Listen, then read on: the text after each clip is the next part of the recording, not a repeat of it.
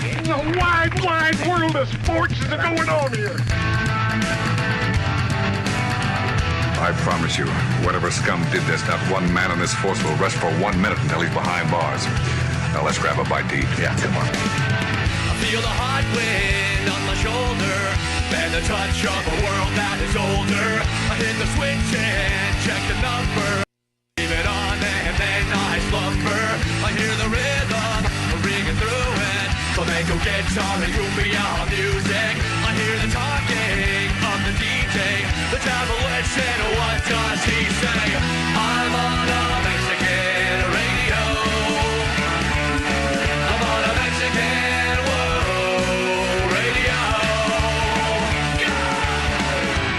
Broadcasting live from high atop the J.P. White Building in downtown Roswell, New Mexico. It's Mornings with Mike Winters on 106.5 Roswell's Talk FM. Is that what I sound like when I talk? Now, here's your host, Mike Winters. And good morning, one and all. Welcome to Mornings with Mike Winters. I am he. That would be me, Mike Winters. Happy Monday, everybody. Hope you're all having a delightful day so far. Had a good weekend, maybe. Indeed. It was nice for you. Yeah. Weather was not too bad. I mean, It was warm. It was just the wind. A little windy. That was the biggest hassle. Yeah, a little windy yesterday. It was but very hard to maintain a hairstyle. Yeah. Yeah, your church updos were probably not the best yesterday. Yeah. So, other than that, I had one of the funniest things I've ever seen in my entire life, though, happen yesterday. I was incredibly excited that I got to see this firsthand. Okay. Because I feel like there's certain things in life that just let you know that there is a God and that he loves us. Okay. And this was one of them. All right. So I'm driving down College. I'm going eastbound Okay. on College. And down. And down, actually, yeah. Loaded up and trucking. And it was, the wind was blowing. The wind was blowing pretty good. Okay, so yesterday I see a couple tumbleweeds blowing around, but as I'm driving down College, I see a squirrel run across the road to dodge traffic. Now, I have my own theories about this. I think I may have touched on when you see animals darting into traffic. I have theories about that I'll touch on later. Okay. But the squirrel got all the way across the road, jumped up onto the curb to cross the road to finish its crossing of the road. Yeah. All of a sudden, an updraft of wind caught the squirrel, and I experienced what can only be described as a tumble squirrel. Oh, it flew? No, it didn't fly. It bounced across the road. Oh, wow. It was incredible. I've never seen a squirrel go full-blown roly-poly. And the wind just caught it and carried it, caught huh? and I don't know what was going through the squirrel's mind, but I think it was just like, oh, I'm going now. I just want to tuck into it. And it just tucked and just rolled back across the street. It was a tumble squirrel. I felt like the hand of God had reached down and touched me at that moment. I'm like, you love me. So I got to experience something. Did it take the squirrel back to where it started? Not quite. Well, I didn't stick around long enough to see how far. I just caught the updraft of wind, caught the squirrel, and knocked it back. Okay. And it was just an incredible experience, So the squirrel could keep running after it done tumbleweeded, I wonder? I didn't stick around to find out. I hope the squirrel's okay. Yeah, I took, you know what it was? I took the positives from that moment, the optimism from that moment, and just said, I'm not going to push it. Right. There's only a few times in life that you get something that's so just perfectly delightful, and you don't want to push. You don't want to push that any further. Maybe you just saw the definition of squirrely. Possibly. Sometimes the Lord has a sense of humor, and that sense of humor is squirrely. It's like some people use the word squirrely. It's like, how do you define squirrely? You just saw. That was it. Squirrely. Tumble squirrels. That was it. No, my theory about I think I've touched on this show before. My theory about animals that dart into traffic. So animals, the animal kingdom, they can't do hard drugs like humans can. They don't have thumbs. So you think it's like their endorphin? That's how they get high, right? That's their rush. They rush adrenaline junkie jump kind in of front of traffic to get the heart rate up, Okay. And if you see one that's been run over, he overdosed. I get to buy that theory with birds sometimes. You ever notice like you're flying, like you're driving down the road and birds seem to deliberately try to get in front of you? Wait until the very last second to fly up. Yeah, you might be onto something. I think there is. It's that they're getting the heart rate up. It's almost like their version of drugs. But when you see one that's been run over, They overdosed. Do you think there's like the birds are sitting That's in the middle twice of the now road? you stomped over my overdose joke. I'm not happy. I'm sorry. It's Monday. It's fine. Anyways. But I'm thinking, do you think it's like They're the junkies of the animal world, basically. or do you think it's more like Braveheart, where they're sitting there in the road and you're coming up and they're like, hold, and then On my command, now, hell! and now, and then Well, what led me to this theory is I used to live, out in the country, and I would drive down roads that would have no traffic for like minutes to hours on end. Yeah. One car every now and again. And you're going to tell me that animal chose right then to run across the road. They couldn't have waited 4 seconds until my car passed. Yeah. No, that's a junkie.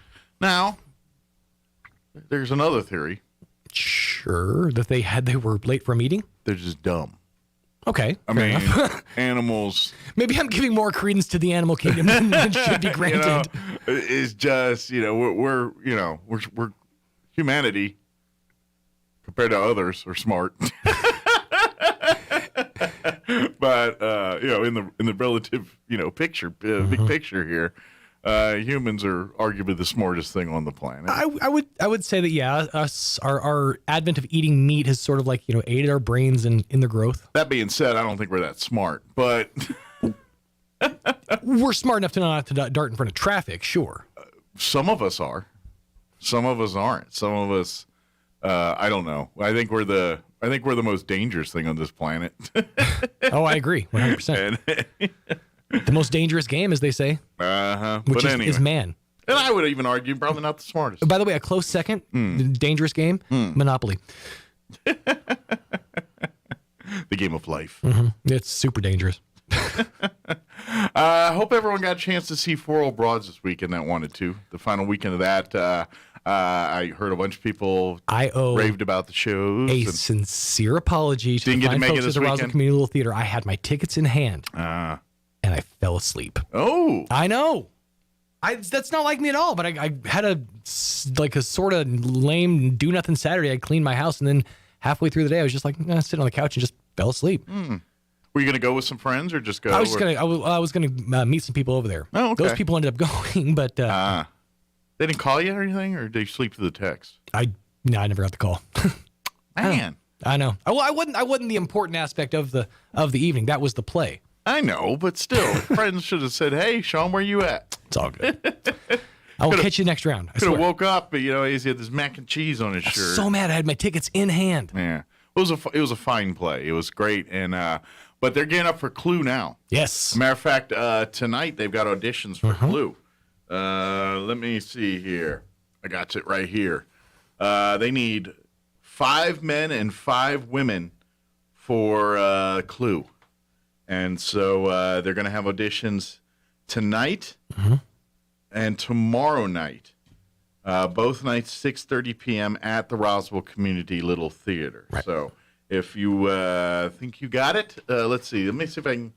There's Wadsworth, a male 30+, Yvette, a female 20 to 30, Miss Scarlett, a female 25+, Mrs. Peacock, a female 30+, Mrs. White, a female 30+, Colonel Mustard, a male 30+, Professor Plum, a male 30+, Mr. Green, a male 20+, and then they've got ensemble cast played by multiple actors: cook, motorist, singing telegram girl, auxiliary Scarlett, auxiliary Wadsworth, chief of police, backup boy, Mr. Body, the Mr. broken down Body. car cop.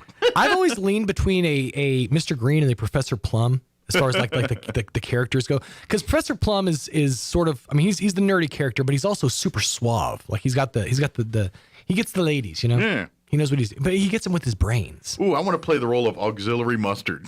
Auxiliary mustard. I don't know. I'm sort of thinking, what'd you say, Mr. Body?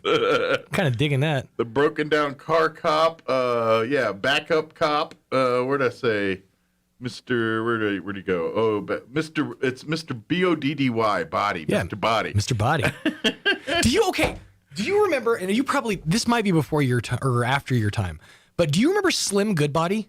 The guy with the spandex suit. Yes, that weird like. He started in the 70s. He's probably before your time. He's probably before my time, but I grew up on weird obscure TV. My mom loved show, he started that stuff nonsense in the set. When I say nonsense, but we were like upset. My mom especially was obsessed with him growing up. Mm-hmm. Like we had Slim Goodbody books, the Slim Goodbody videos, and he always gave me like nightmares. He's kind of weird. Well, he's super. I mean, it's like what's the Daily Mail guy? Richard Simmons. Yeah. He's got a Richard Simmons vibe. There's a hint of that, yeah. Super like animated, but just that skin tight outfit. Yeah. That always showed way more definition than any young boy ever wanted to see. I think if like back in the day, if the guy that played the main character in Greatest American Hero, okay, and Richard Simmons had a son, it's this guy. Believe it or not, it's Slim Goodbody.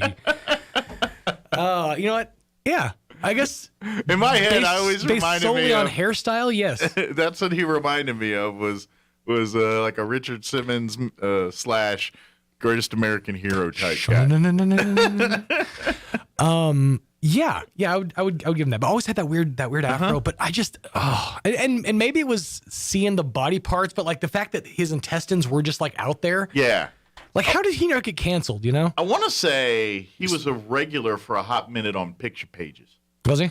Well, he would show up. I think in like the little specials we would watch in TV. You know, when the teacher didn't want to teach, they would put on a Slim Goodbody special or whatever. But you remember Picture Pages, right? Vaguely. That was Bill Cosby's deal, and it was it used to be like a vignette in between cartoons on Saturday morning and stuff. Picture Pages.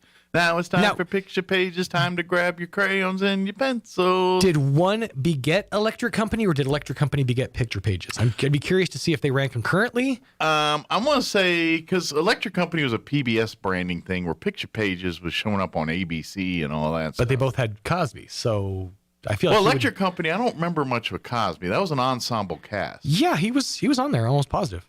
I know Morgan Freeman was. Yeah. But I'm almost positive Cosby was on there for. Well, he was part of an ensemble then. It had nothing to do with the Cosby stuff. Right. Like he was. No, it wasn't like the Cosby Kids or Fat Albert or anything like that. Where Picture Pages is more of a Cosby thing. Was that his like? It was Fat Albert, Puddin' Pops, Picture Pages, and Cosby Show later on. But yeah. It turns out a whole lot of Quaaludes. Come to find out. But I do remember Slim Goodbody making a couple appearances on Picture Pages. And kids today who are too young to remember Slim Goodbody, it was nightmare fuel. To this day, I'm a man in my late 30s, and to this day, I still vividly remember Slim Goodbody. Well, in all fairness, in vivid detail. Any time you put a male in skin tight spandex, lycra, whatever you would have called that suit, that's nightmare fuel. It is. There's never. If they haven't heard of them, they're Googling him right now, and they understand. There's never an instance where there's grown men in spandex lycra outfits that's not nightmare fuel. And it turns out putting what's on your insides on the outsides, it's pretty gross. Yeah. There's a reason all that stuff's inside. It's nasty. It's very reminiscent. It's very wet. Like, I could easily see, like, in some demented, twisted dream, like, Slim Goodbody's, like, hanging out with, like the whole...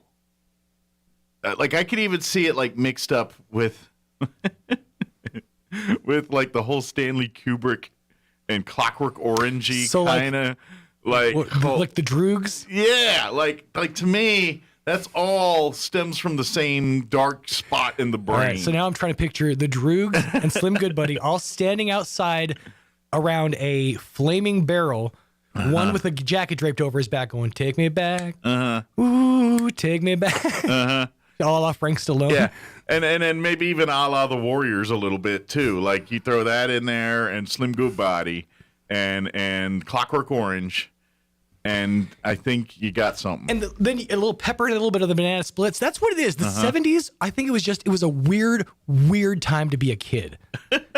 I mean, the 60s and 70s, I would say, because I grew up, like I was a kid in the 80s, and even then it was very like dark and like, there wasn't a lot of like entertainment stuff, especially for kids. And the stuff that was just nightmare inducing. You go back and look at like Pinwheel or like Eureka's Castle, all those like shows that I used to watch growing up. They're kind of nightmare fuel. Wow. Banana Splits. HR Puffin stuff. Puffin stuff. Bananas in Pajamas. I have no idea what in God's name was going on with us, watching those things. But Land of the Lost was out Right. there. Mhm. Yeah. It was a very odd time. And I think a lot of that had to do with the fact that technology itself was archaic and kind of creepy. Yeah. Like if you look at like the old, the one that comes to mind specifically is Clash of the Titans. Mm-hmm. If you look at how they did Clash of the Titans with that stop motion claymation style, Claymation style, yeah. it's I know what they were going for, Mm-hmm. but even like seeing it the first time and being in awe of like the technology of it, Yeah. it was still kind of scary. It was still really just eerie. Looking rearview mirror as an adult later, yes, I would agree with you. But I also remember when that came out as a child and not thinking any of those things. I was thinking because I didn't know better, and to be honest, we didn't know better. Right. That's we look at those CGI or whatever you want to call it, special effects of those shows and movies back in the day, and you watch them through a 2020 lens, and it looks god awful. But we didn't notice that back then. Back then, to us, that looked high tech, Right? And I know it didn't. Like I don't remember it being so jerky and stuff back then. And I think it's just we've seen the smoothing out of the edges over the years. You know what? The inverse of that is also true, though. I'll give you a prime example.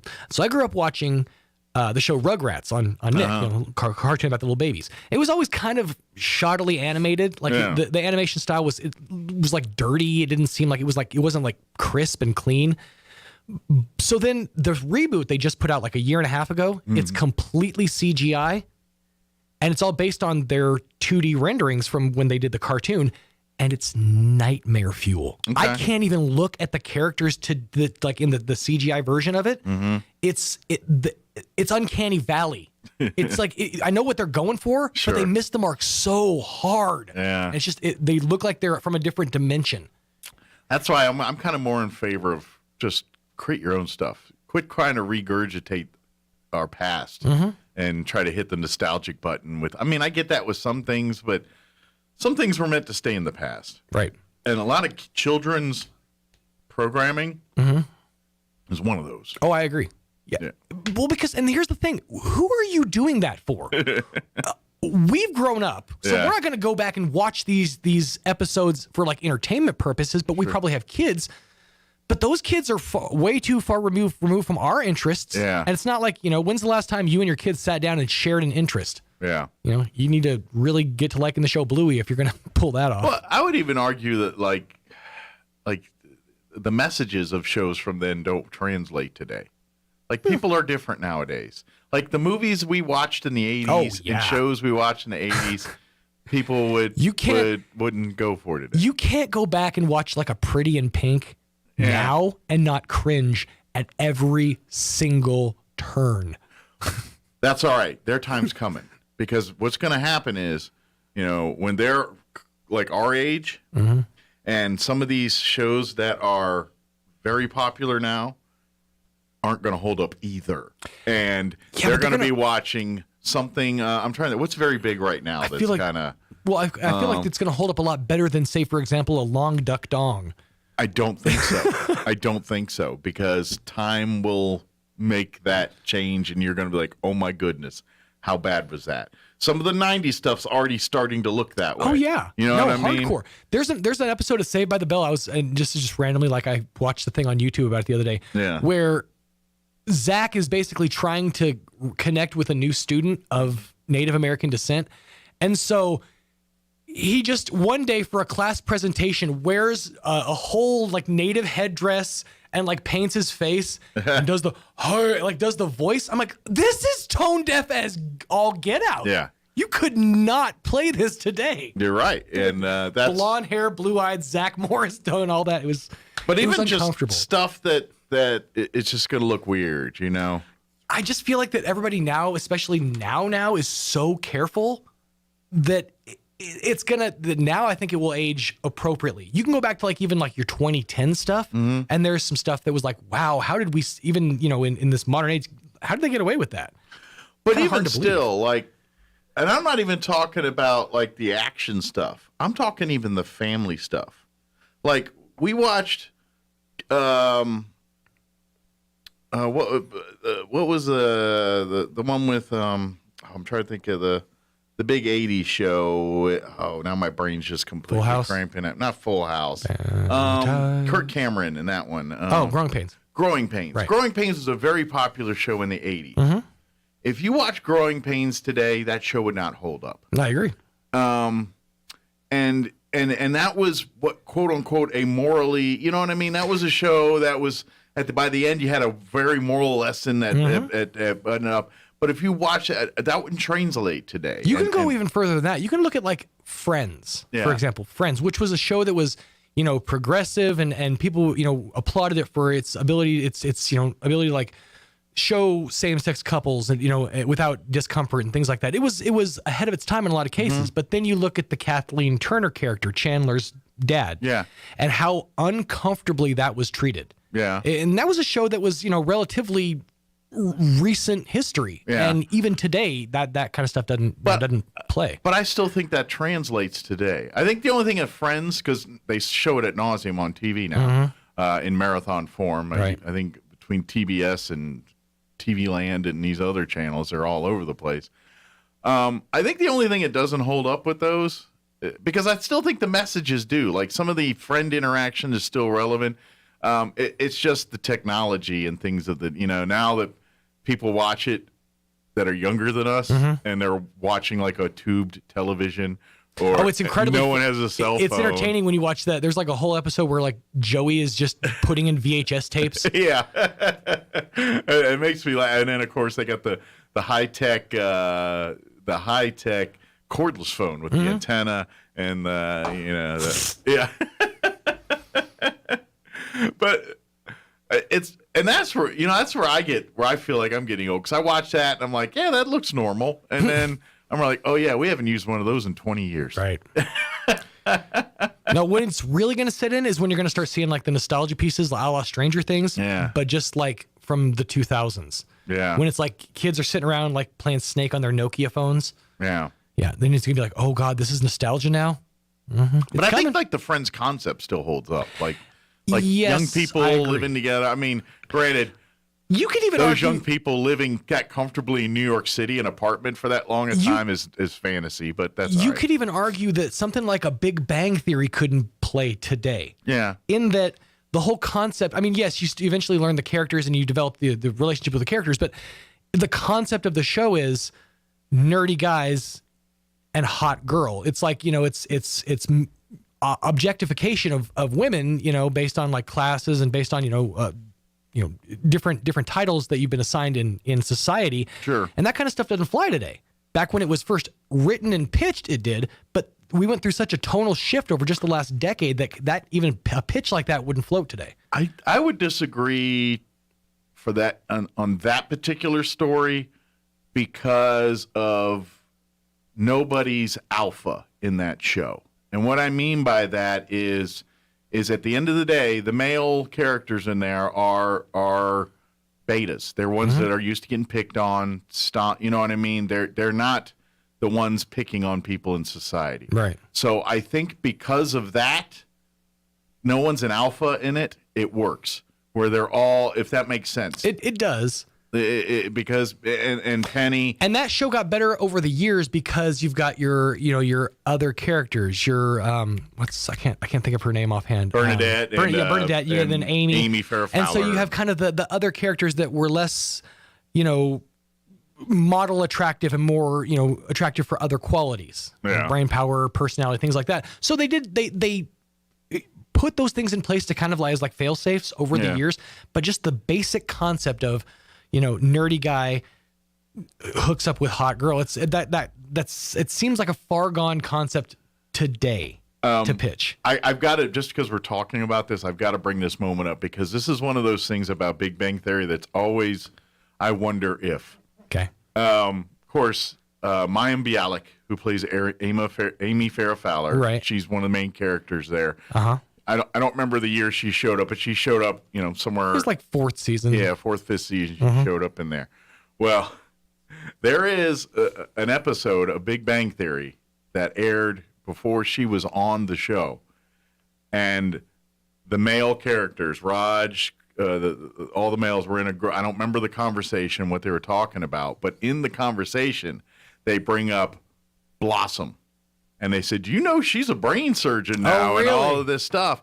And then, like, the next season or whatever, she's on the show. She's a cast member on the show. I always wonder if that was an Easter egg, homage, like it came out saying, hey, we got something My coming. guess is Maya Bialik was a fan of the show, and she was watching, and she's like, hey, and then that just caused her to reach out to Chuck Lorre. I just wonder if that was a moment that like they were brought that foreshadowing on. almost. Yeah, or was it So what you need to do- coincidental or what? And I don't know where, I'm sure they have these on the DVDs, but go find the commentary, the director's commentary, and that's where you could find out if it was intentionally an Easter egg that they knew Maya Bialik's character was coming, or if maybe that was the catalyst that caused Amy Farrah Fowler's character to be written. Yeah, I don't know. Who knows?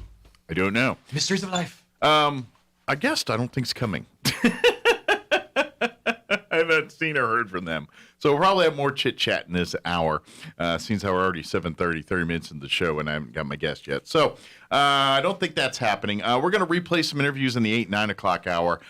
We had Crystal Noble join us last Wednesday, I believe, in the 9 o'clock hour from the Humane Society. So we're going to play that interview for you next hour in the 8 o'clock hour. And then last Tuesday in the 7 o'clock hour, Robert Sherman with the Walker Aviation Museum joined us, gave us an update on what's happening over there. I want to replay that for you in the 9 o'clock hour here today. And, of course, we'll do all of our features that include the news of the local variety, the national news, your Wall Street business updates, and whatever else we can come up with for this hour of the show. Of course, it is Monday. We'll also have your Roswell Livestock Report with Smiley Wooten. We'll do that here in just a few minutes as well.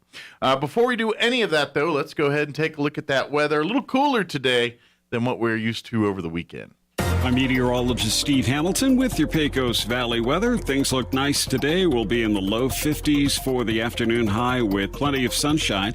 Clear for the overnight hours, and cold will be dropping into the upper 20s. And then another nice day on Tuesday, sunny, and we'll hit the mid 50s. We'll start warming up a little bit on Wednesday and Thursday. We're back in the mid and upper 60s with plenty of sunshine. That's your latest forecast. I'm meteorologist Steve Hamilton. Thank you, Steve. Currently 27 degrees here in Roswell. Humidity is at 55%. Winds currently out of the northwest at 5 miles per hour. Sunny today, highs in the low 50s, 53 officially with north winds 5 to 15 miles per hour. Tonight, mostly clear, looking at an overnight low of 27 degrees. Winds will be out of the south, 5 to 15 miles per hour. For your Tuesday, a little warmer, just a smidge.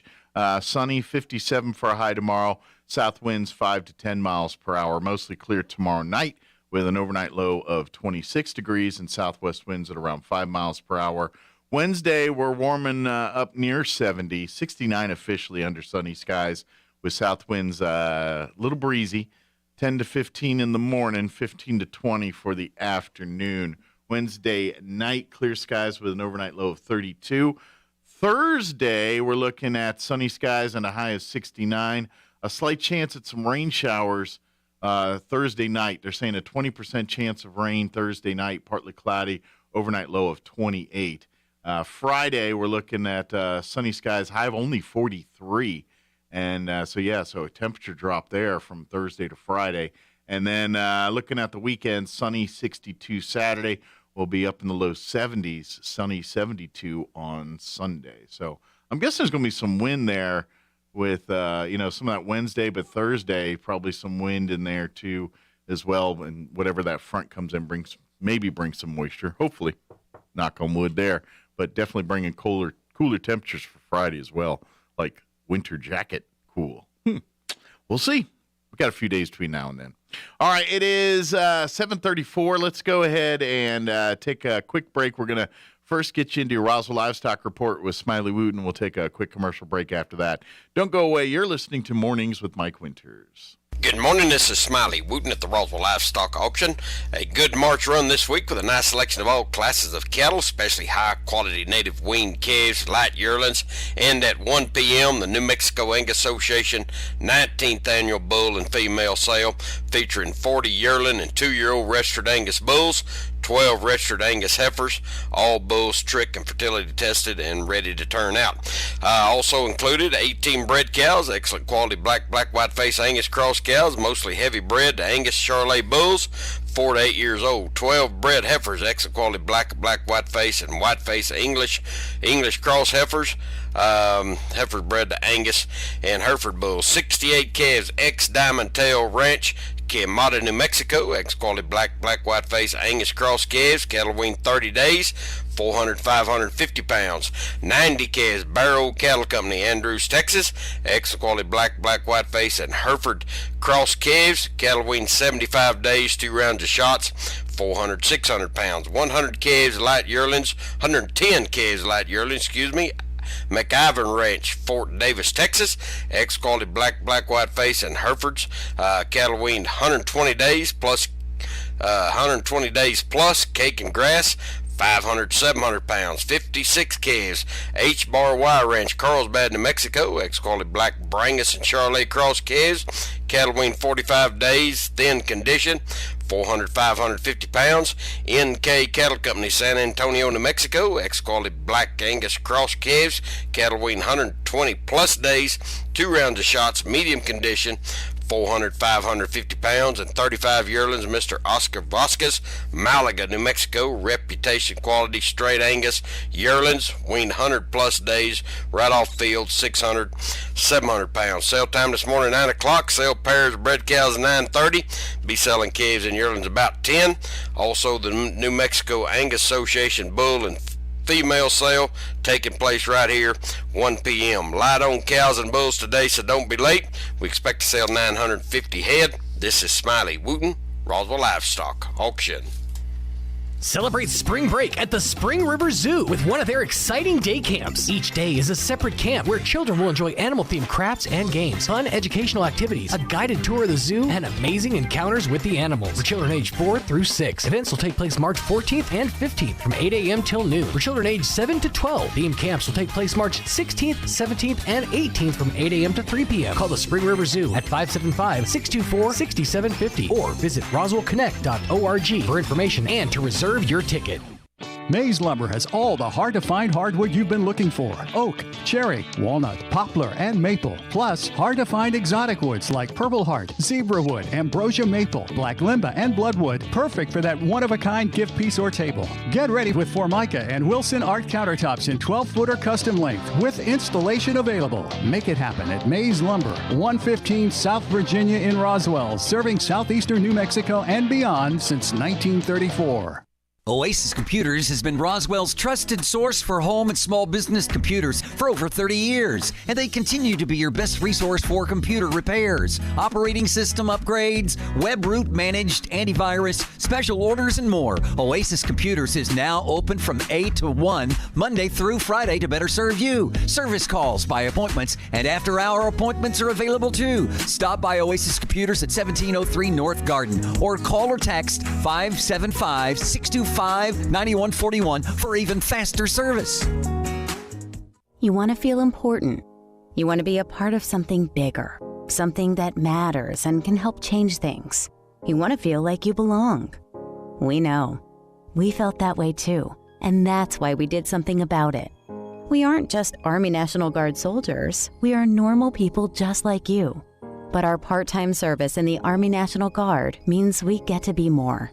When our communities are in need, we get the chance to stand up and do something about it. We get to serve in our own region and help the people we call neighbors. Whether they are in the mountains of New Mexico, the plains of Nebraska and Kansas, the ranches of Oklahoma and Texas, the farmlands of Missouri and Arkansas, or the bayous of Louisiana, we are here for our hometowns. And together, we can make a difference. Take on your legacy. Visit NationalGuard.com to find out more. Sponsored by the New Mexico Army National Guard. Aired by the New Mexico Broadcasters Association and this station. Here's a Mornings with Mike Winters fun fact. The U.S. Treasury once considered producing donut-shaped coins. They instead decided to go with coin-shaped donuts. Here's Mike Winters. And good morning. It is closing in on 7:40. Hey, parents, youngins. I've got an event coming up here that you might want to put on your calendars. Camp Invention is coming back again. Going to have it this summer. This is a great camp. We've had Peggy Boland on a bunch talking about this over the years. And Camp Invention is a great summer camp opportunity for kids entering kindergarten through 6th grade. It is a STEM-based week-long camp where these kids get to it's a day camp. They don't stay the night. They just go to First United Methodist Church. They'll go each day from 9 to 3:30 and in June 6th through the 10th. And they'll do 4 different projects throughout the week that they take home, that they get to keep. It's cool. They do these STEM-based fun projects, age appropriate. They work in groups that are age appropriate, but really all elementary age kids, even into middle school as well. They offer their LIT, which is kind of like a counselor and training program, leaders in training. And that's for, I believe, 7th and 8th graders as well, too, as an option. But the camp will run June 6th through June 10th from 9 a.m. to 3:30 p.m. Cost for the entire camp is $255. However, if you sign your child up before March 31st, they have a code where you type in Explore25 and save $25 off of that. Also, Peggy Boland, who's the camp director here locally, is offering partial scholarships for folks that need more help than that, but you'll apply directly through her as opposed to online. But if you're interested, like I said, there's 4 different projects that the campers work on during the camp that week. This year's projects include robotic aquatics. Campers will create a habitat for a robotic fish. They'll complete with a symbolic friend, and then take their fish home in its little mini tank. So they get to do that. That's one of the projects. They've got their Spacecation, inspired by real space exploration. Campers will construct space packs and astro arm devices and with it mine asteroids and observe ice volcanoes. So that's pretty cool. Also, as part of it, they'll be doing the NIHF's The Attic, combining science and art to build their own robotic artist. Campers make spin art and learn that everyone can be creative. And then the 4th module is the Marble Arcade. Campers get their game on as they experiment with the fun of physics and engineering to build their own mega marble arcades. Pretty cool. And, of course, snacks, lunch, all of it's included as part of it as well. Go to invent.org to learn more and to sign up. That's www.invent.org.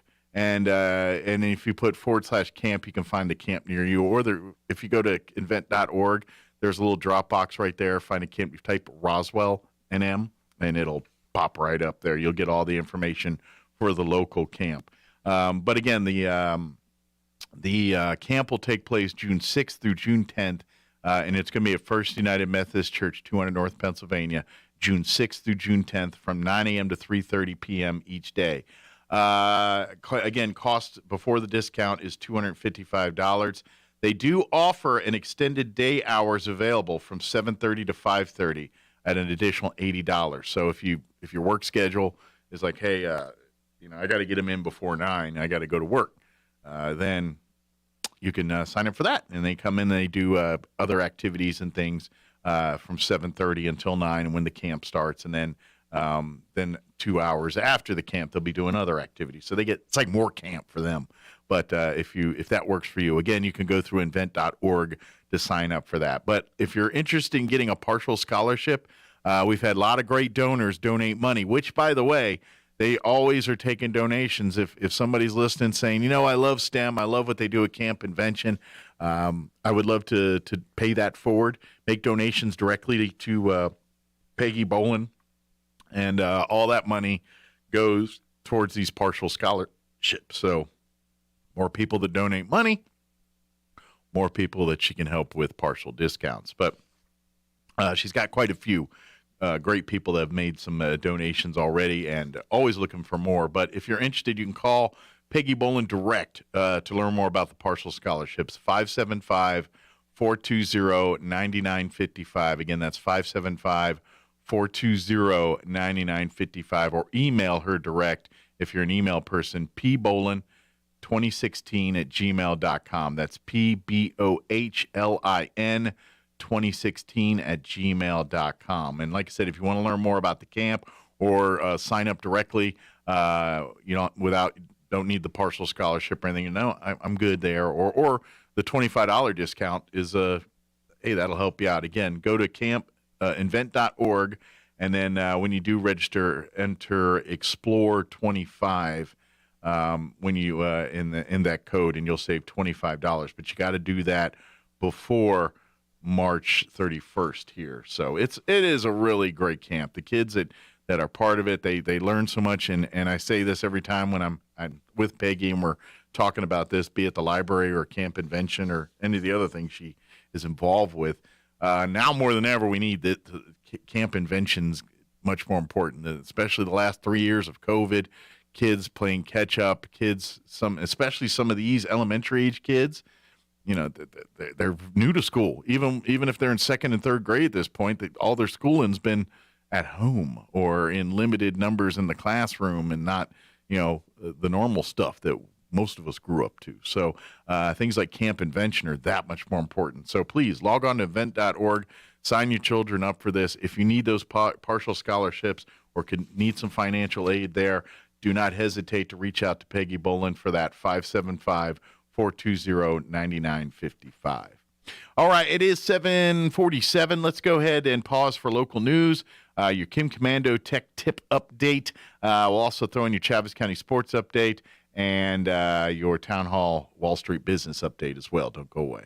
Now for your Pecos Valley News Update. I'm Jared Sorello. A big water main break in Roswell on Friday near North Montana Avenue and 16th Street. Water in that area was shut down, so residents were told they could expect little to no water pressure for a time. A contractor has been working all weekend to make the necessary repair. However, a statement from the city says due to supply chain issues, some of the parts may be delayed. If water leaks are observed anywhere else in the city, you're urged to call 575-347-5421. And Roswell residents getting an opportunity to get rid of their spring cleaning large item trash again for free this year during the annual March Out the Trash event. The City of Roswell Solid Waste Department, assisted by Keep Roswell Beautiful, is again hosting the event during 4 Saturdays. The first event will be March 12th from 7 to noon at the Wool Bowl, 1800 North Grand Avenue. And a reminder of a few items that will not be accepted. Those include old tires, shingles, construction materials, asbestos, liquids, and batteries. You're up to date. I'm Jared Sorello. Russian news outlets must now report only so-called trusted news, the official government lies. Last week, Vladimir Putin took Russia's last independent TV station off the air for reporting news of the invasion gathered by Western media outlets. The BBC and other Russian-language websites have also been blocked. There's now only one way to get the truth to the Russian people, the 100-year-old technology called radio. I'm Kim Commando, brought to you by LinkedIn Jobs. Post a job for free and find qualified candidates quickly at linkedin.com/Kim. When all else fails, there's still radio. The BBC is resorting to once thought obsolete shortwave to beam news right into the heart of Russia in the Russian language. Even with a good shortwave receiver and an outdoor antenna, it's really difficult to hear in America. But if you'd like to try, tune to 15735 kilohertz from 8 to 10 a.m. Eastern, 5 to 7 a.m. Pacific. Need it again? We have it posted at commando.com, KOMANDO.com. Looking to take control of your health? Check GoodRx and finally stop overpaying for your prescription medications. Prescription prices can vary between pharmacies by as much as $100, meaning you're never sure what you're going to pay. Not only will GoodRx find you discounts, it also compares and finds the lowest prices at pharmacies near you, like CVS, Kroger, Walgreens, and more. Now, you'll always know what you're paying before you get to the pharmacy. Even if you have insurance or Medicare, GoodRx often beats your copay price. In fact, anytime you need to fill a prescription, just checking GoodRx could save you up to 80%. Taking control of your prescription costs is free and easy with GoodRx. For simple, smart savings on your prescriptions, go to goodrx.com/Kim. That's goodrx.com/Kim. GoodRx.com/Kim. GoodRx is not insurance, but can be used instead of insurance. In 2021, GoodRx users saved an average of 79% on retail prescription prices. I'm meteorologist Steve Hamilton with your Pecos Valley weather. Things look nice today. We'll be in the low 50s for the afternoon high with plenty of sunshine. Clear for the overnight hours, and cold will be dropping into the upper 20s. And then another nice day on Tuesday, sunny, and we'll hit the mid-50s. We'll start warming up a little bit on Wednesday and Thursday. We're back in the mid and upper 60s with plenty of sunshine. That's your latest forecast. I'm meteorologist Steve Hamilton. It's time for the Chavez County Sports Report. A couple teams survived in the state basketball tournaments over the weekend. Congratulations to the Hagerman boys and the Gateway Christian girls. Hagerman's boys defeated Texaco 65-52. They're now 22-3 on the season. They're the 7th seed. They'll be at number 2, Pecos, Wednesday night at 6 o'clock. Gateway Christian's right back in action tomorrow night at Melrose after defeating Alamo Navajo on Friday 55-32. The Warriors are 18-2 overall. Other teams saw their season come to an end. The Dexter boys lose against Robertson 73-37. The Goddard girls fall to Moriarty on the road 78-50. The Dexter girls also lose to number 10 Hatch Valley 40-23. The Sports Report brought to you by DSI. Call DSI for all your office technology needs. I'm Eric Butler at Roswell Talk FM 106.5. With the Wall Street Business Report, I'm Bill Alexander. Apple shareholders have approved a proposal urging the iPhone maker to undergo an independent audit, assessing its treatment of female and minority employees. The measure passed Friday during Apple's annual meeting is non-binding. The company isn't required to adopt the recommendation. The company has long cast itself as a champion of civil rights. CEO Tim Cook reiterated that belief Friday.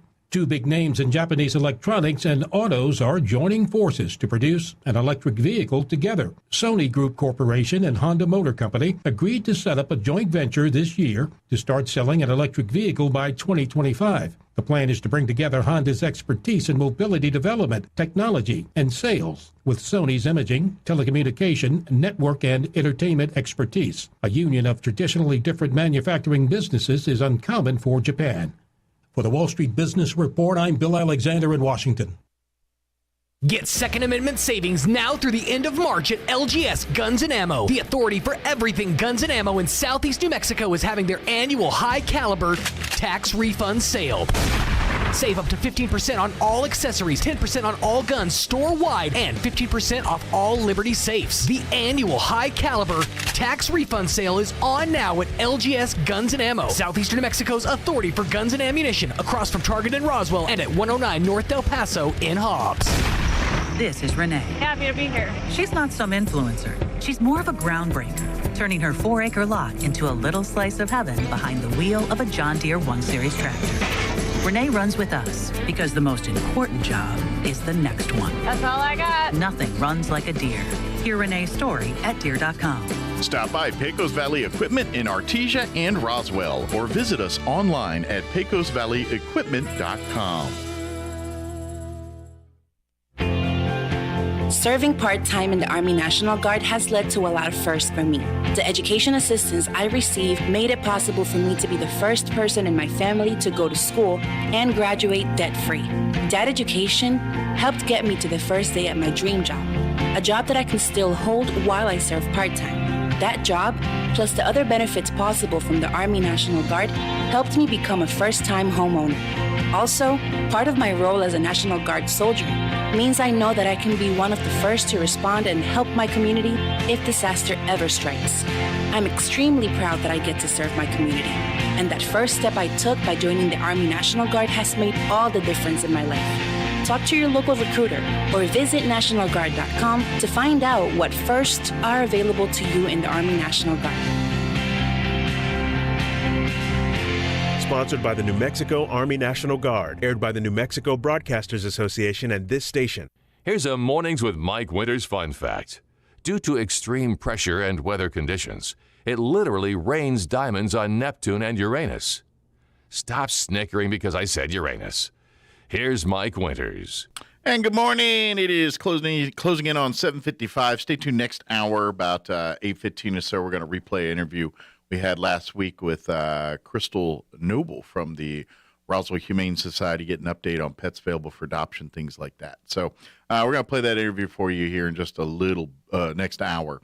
It's kind of interesting. The news was on here in the background, as it always is, while during the commercial break there, and they were, of course, talking about the war in Ukraine and Putin and all of that stuff. And I don't really hear what they're saying. We don't have the audio on, but I was looking at the visuals, and it was a bunch of different file footage tape of Putin at meetings and what have you, and it's something that Sean had talked about it, I think, off air real quick yet last week, but I was watching and I got to thinking, and I'm like, the big table thing, is that a COVID deal? Like, if you've noticed watching any footage of Putin, like in his little meetings or press conferences or whatever it is, he's sitting at these tables that are like something out of, well, Clue, quite frankly. Something like out of that. These extravagantly long tables, be it a dining table or a meeting table, it doesn't matter what the table is. It's all extremely long, and at every one of these shots, he's at one end of the table, and his advisors or whomever he's dealing with at that moment are at the complete opposite end of the table. And at first I'm like, well, maybe that's a COVID thing. Maybe that's how they do with COVID over in Russia and all that. But then I was seeing one of the other, they were showing multiple shots, different tables, different scenarios, but all same variables. Him at one end, the others at the other, all long tables, whether it's an all-white table or this table that looks more like a conference table, or I think I even saw one that, like, I've seen 3 or 4 different tables. They're all very long. They're all him at one end and the group at the other. But one of the shots showed him at one end of one of these. It looked more like a conference table. And then there was like 3 or 4, maybe as many as 5 advisors or whomever at the opposite end of that table. And so I was like, well, if it's COVID, then it's just worrying about him not getting COVID and not caring everybody else, if that's the logic there. But I almost think it's probably more of the KGB nefarious side, like, and I say nefarious, but I mean like so he doesn't get, saboteured. I would imagine, he probably, because from the reports I hear and things that there's a lot of people on that side that do not support what Putin's doing. It's like Putin's kind of doing all this himself, and even in what's the new version of the KGB now, whatever they call themselves, whatever, and don't act like they still exist. They just don't call them KGB. They call them something else now. But make no mistake, they're still doing KGB stuff with it, and of course Putin comes from that world. And still very much a part of that. But I hear even like those sources aren't completely on his side. But I'm pretty sure that's why he's sitting at the long tables by himself is so someone can not be sitting next to him and jab him with something. Or I would even wonder if he's gone to a point. I'm just curious. I'd be willing to guess that he's got like back in medieval times where he's got food tasters to determine whether his food's poisoned and stuff. I'm wondering if it's even down to that. Like either he's that paranoid or they're trying to get him, or because just seeing those big long tables and all that, that's what that reeks of me. I mean, sure, it's probably part of it's a power thing, that him lording over people by using that as a tactic. That's part of it. But I think also part of it is keeping him safe, keeping someone from, trying to take him out in close quarters there or something like that. I bet that's probably more of the real reason than even many of the others. But I don't know. I just keep seeing that, and all I can think of is old royal, kings and queens and long tables, and it just looked very antiquated. But I don't know. It's just something struck me as something something to take note of. All right, it is closing in on 8 o'clock. Time for some town hall news. Like I said, we'll be back on the other side. Roswell's home for talk radio is 106.5 FM, KEND Roswell. Breaking news this hour from townhall.com. I'm Rich Thomason. In a move that's frustrating advocates of American energy independence, the Biden administration now looking into the possibility of importing oil from Venezuela and Iran. There is growing pressure to cut crude imports from Russia because of the war in Ukraine. As the price of oil spikes to a 12-year high, the cost of a gallon of regular gas topping $4 on average. California had the highest average at $5.29 on Sunday, while Missouri had the lowest, around $3.60. During the first full week of Russia's invasion of Ukraine, the price of regular gas rose by almost 41 cents, according to the Motor Club AAA. Neither President Joe Biden nor Congress has moved to ban the import of Russian oil or place energy sanctions on the country, which could have major global economic repercussions. Julie Walker, New York. Ukrainian civilians fleeing the war being targeted by Russian forces. That's according to Ukrainian officials. They blame Russia for causing 2 ceasefires to collapse, with a third now hanging in the balance. The BBC's Lise Doucette in Ukraine. In the southern port city of Mariupol, encircled by Russian forces, there's no electricity or running water. People have run out of food. Dead bodies lie in the streets. But 4 of these 6 routes to safety go to Russia in the east or to Belarus, its key ally, to the north. Ukraine has condemned this condition as completely immoral. And this is day 12 of Putin's war in Ukraine. Cleanup getting underway in tornado-ravaged Winterset, Iowa. Hit by a powerful twister over the weekend, left at least half dozen people dead. Emergency management officials say the tornado cut a path of destruction almost 14 miles long. The Dow down 379 points, NASDAQ off 144. More on these stories at townhall.com. Hi, I'm cute kid number 1. And I'm cute kid number 2. And we have been forced, you mean hired? We have been hired to tell you what direct lender FOMO is. So let's say you buy a new home, and maybe you use one of those big mortgage monsters. Or someone your realtor or friend recommends. And then a few months later, you hear us being forced, hired to tell you about our mortgage team's direct lender advantage. And then you feel like you missed out, because you probably did miss out. And that is direct lender FOMO. It's Ryan, and our mortgage team is an arm of a bigger company who is a direct lender, which means our company gets to use its own money and make its own decisions within its own walls. There's no middleman. This often allows us to get you a better rate on that new home mortgage, saving you monthly and lifelong money. We are United Faith Mortgage. United Faith Mortgage is a DBA of United Mortgage Corp. 25 Melville Park Road, Melville, New York. Licensed mortgage banker. For all licensing information, go to NMLSConsumerAccess.org. Corporate NMLS number 1330. Ryan Brack, NMLS number 65233. Equal housing lender. Licensed in Alaska, Hawaii, Georgia, Massachusetts, North Dakota, South Dakota, or Utah. 2 of the so-called Big Four accounting firms pulling out of Russia. KPMG and PricewaterhouseCoopers both say they'll end their relationships with the Russia-based member firms. KPMG says it was also pulling out of Belarus. KPMG has more than 4,500 employees in the 2 countries. PricewaterhouseCoopers says it has 3,700 employees at its PwC Russia firm and is working on an orderly transition for the business. Correspondent Jeremy House. China is seeing a new surge in COVID-19 cases across the vast country, despite its draconian zero-tolerance approach to dealing with outbreaks. The mainland reporting 214 new infections over the past 24 hours. The southern province of Guangdong, which borders Hong Kong, reported the most cases at 69. Also cases surging in Hong Kong.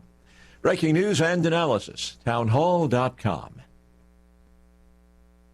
The overhead signs on interstates around Washington, D.C. warning of possible delays this week as truckers bring their nationwide protest of COVID mandates to the nation's capital. The Washington Beltway is no stranger to heavy traffic, even on the weekends. But on Sunday, the unusual source of delay was the People's Convoy, which began in California last month, emulating similar protests by Canadian truck drivers against their COVID-19 restrictions. Over some 4 hours Sunday, the self-proclaimed peaceful convoy drove 2 slow laps around the main highway, which encircles the nation's capital. With local, state, and Capitol police on alert, the truckers were greeted at many overpasses with supportive signs and American flags. George Williams reporting. People across the Deep South, parts of the East, being warned of the possibility of some heavy weather later today. Possible powerful thunderstorms bringing damaging winds and flooding rains. More on these stories at townhall.com.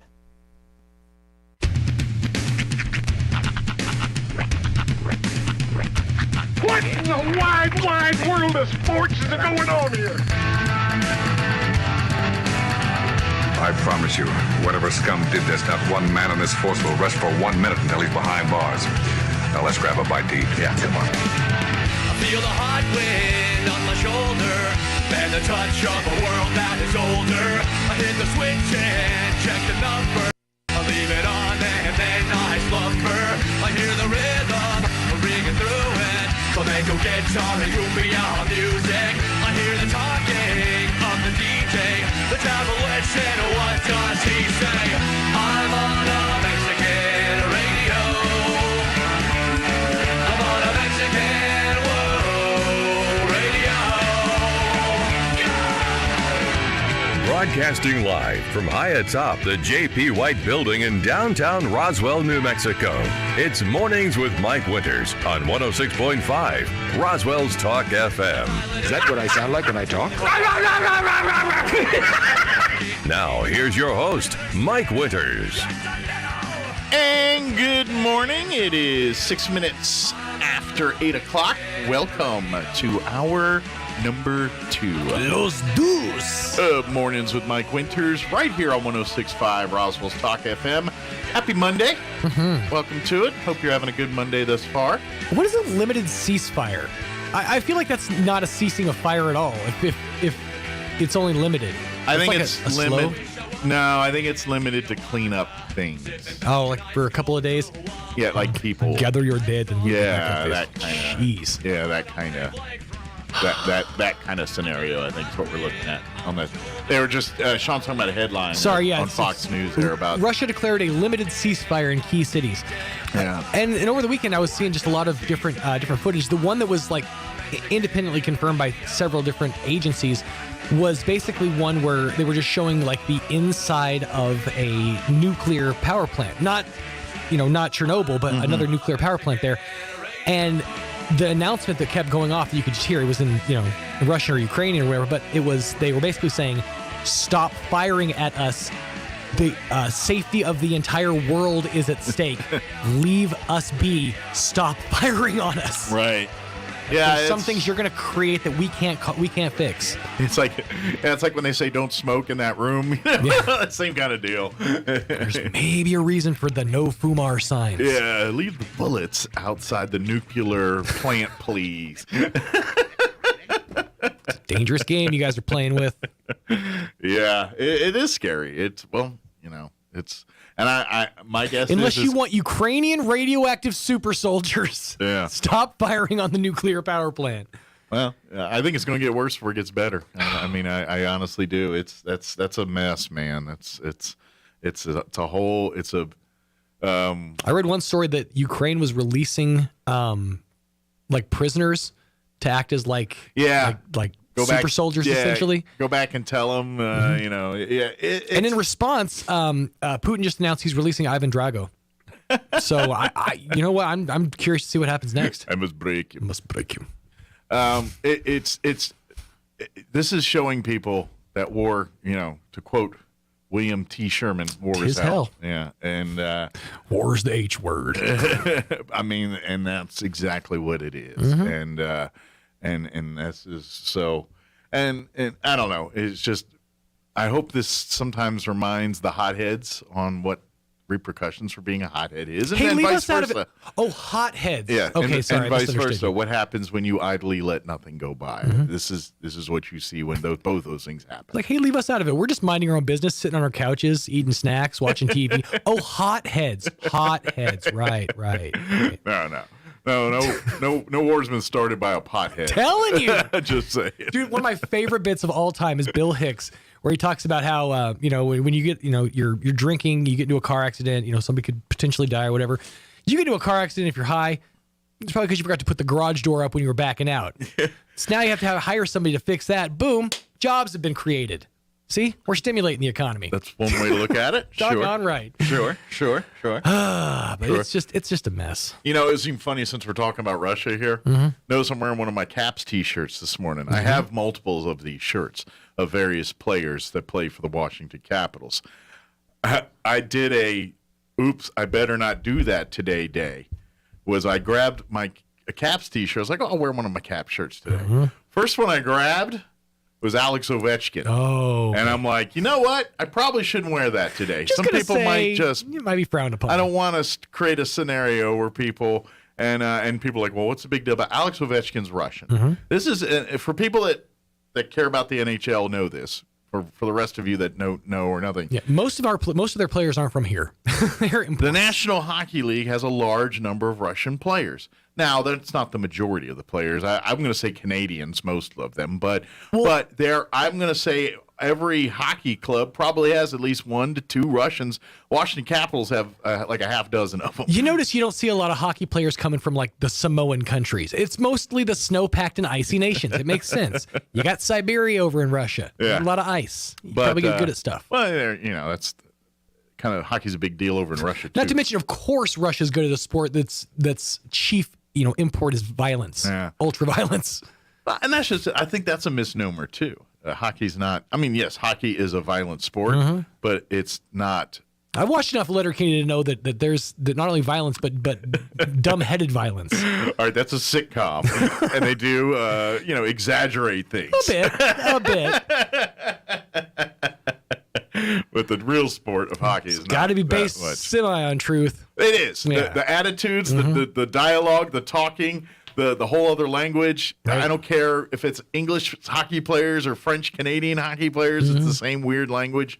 That's all true. But yeah, they're not fighting every 2 minutes. No, not all the time. But and so yeah, there's a lot of there's a lot going on there with.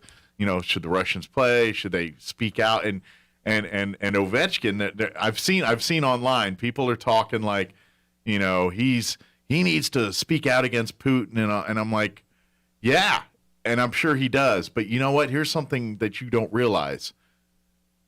Ovechkin has family that lives in Russia. His parents, he's got close family that Russia calls, they call it home. That's where he's from. That's where he grew up. That's where he's raised. That's what he knows. And so it's a little hard for him just to speak out, from the comfort of the United States of America, while snug in the security of the Washington Capitals locker room. Yeah, it's in theory, it's easy for him to say that until you realize, oh, wait, you just think Alex Ovechkin, who Putin knows. He's a known Stanley Cup. He's a known figure of Russian culture. Guys like Putin show up because he's a treasure of Russia, and so he's going to show up and celebrate his successes. So there is some kind of relationship there. Whether I don't think they're buddy, but certainly Putin knows who Ovechkin is. Sure, been on that radar, and. Are you trusting in knowing that if you're going to speak out against Putin on a national stage and you've got access to their family in your own country, that you don't think someone like Putin might, I don't know, use that as a bargaining chip or do something else? Vladimir Putin's not vindictive. No, not at all. No, not at all. No, so it should be fine. So the folks that are speaking out against... Kim Jong-un, he lets things go. He's not going to... It's the same essential concept. So the people that are speaking out against some of these Russian players saying they should stand up for them, it's like, yeah, if it was just them. But when you got your personal family, your moms, your dads, your sisters, your brothers, in some cases your spouses, things like that, your kids in Russia, in Ukraine, in these places that are going on right now. And in case you haven't heard, by the way, Putin's shutting down all kinds of free media in Russia right now. Russians don't know what's going on. They're getting told whatever the Russians are telling them. What's funny is their state-run media is going strong there. Channels like RT, but then every other I was watching a whole thing, like a breakdown of how every single media network out there has canceled RT. Like they've gotten rid of RT on DirecTV, on Dish Network. You can't get it essentially, which is crazy because I understand that it's Russia Today, but for the longest time that was just a network. Do you remember that Larry King ended his career with RT? Did he? Yeah, like his last show was an interview show that he did for RT. Wow. It was just like a network, but it's just crazy thing. I didn't realize how far Larry had fallen there. Dude, I know. That's what I'm more surprised about. But that's what I'm saying. So those people, again, the geniuses on social media. Right.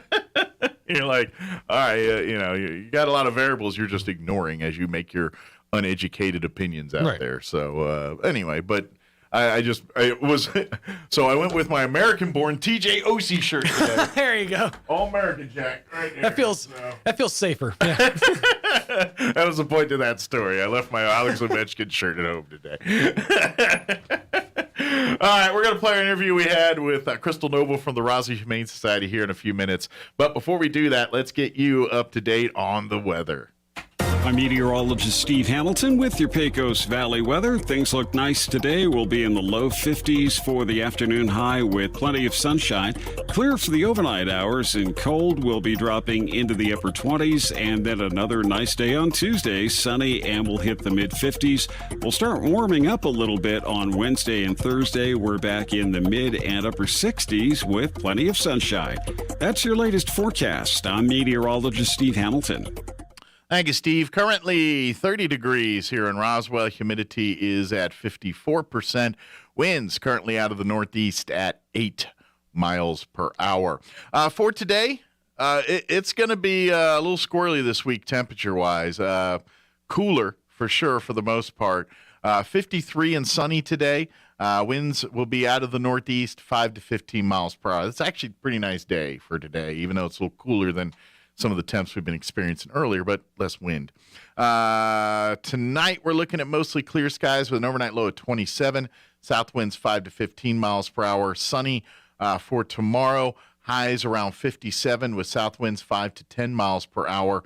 Clear skies tomorrow night with an overnight low of 26. Southwest winds at around 5 miles per hour. Wednesday, warmer, sunny skies. Highs near 70, 69. Little breezy, though, with south winds 10 to 15 early, 15 to 20 for Wednesday afternoon. Clear skies Wednesday night with an overnight low of 32. Thursday, we're looking at sunny skies with a high of 69. I imagine there's going to be some wind with that, too, because Thursday night, we're looking at a 20% chance of showers, partly cloudy with an overnight low of 28. And then Friday, cooler temperatures, mostly sunny, but a high of only 43. And then looking at the weekend, sunny and 62 for Saturday. Sunny back into the low 70s, 72 on Sunday. All right, it is 17 minutes after 8 o'clock. We're going to take a 2.5-minute commercial break, and then we're going to play our interview we had last week with the folks from the Humane Society. Crystal Noble joined us. We'll play that next. Don't go away. Celebrate spring break at the Spring River Zoo with one of their exciting day camps. Each day is a separate camp where children will enjoy animal-themed crafts and games, fun educational activities, a guided tour of the zoo, and amazing encounters with the animals for children aged 4 through 6. Events will take place March 14th and 15th from 8 a.m. till noon. For children aged 7 to 12, themed camps will take place March 16th, 17th, and 18th from 8 a.m. to 3 p.m. Call the Spring River Zoo at 575-624-6750 or visit roswellconnect.org for information and to reserve your ticket.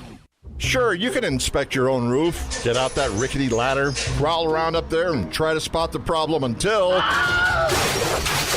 Or you could call the experts at Do Right Roofing. Do Right Roofing has quality products for any type of roof. They can even install seamless gutters. Do Right Roofing will inspect your roof and give you a free estimate fast. Keep your feet on the ground. Call Do Right Roofing today. 575-623-2273. Let Do Right do your roof right. Find them fast in names and numbers.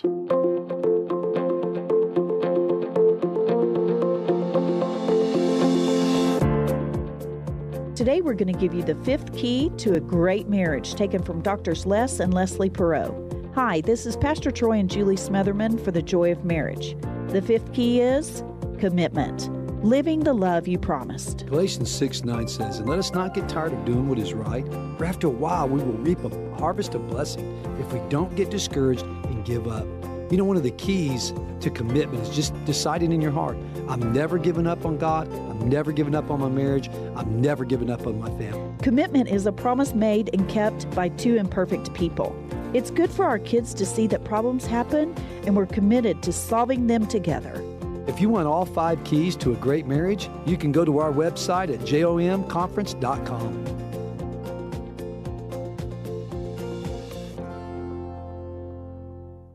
Roswell Medical Clinic is pleased to welcome Tanya Montoya as the newest member of the family. Tanya's expertise includes functional medicine and wellness and women's health. Tanya seeks to truly partner with her patients on their health journey to provide cutting-edge ideas to not only treat chronic diseases but reverse them. Roswell Medical Clinic is committed to listening and helping each patient become the best version of themselves. Your total wellness is our goal. Call Roswell Medical Clinic at 575-623-3311 or stop by 111 West Hobbs Street. Roswell Medical Clinic, providers that listen. Here's a Mornings with Mike Winters fun fact. The catfish has over 27,000 taste buds. Do you think they prefer fried or blackened? Here's Mike Winters. Joining us in studio this morning from the Roswell Humane Society, Crystal Noble back with us. Good morning. Good morning. How are you today? I'm good. Good. How's life at the Humane Society this morning? How are the pets doing? How is Good, it's going. We're getting our new lights put in today, so there will be a point in time today where the kennels are closed. Okay. Because we got electricians there pulling stuff down and putting in new lights. Gotcha.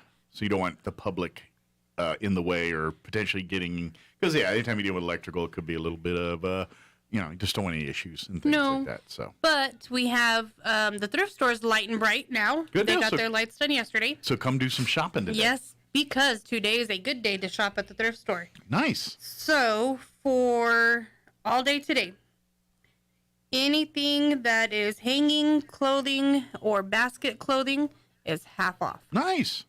All ladies' shoes and all kids' shoes are half off. Wow. All hanging wall decor is half off. Nice. So save $1, help out the Humane Society. This is the part that makes me laugh, because they do these sales and they do amazing things to get people to come and shop.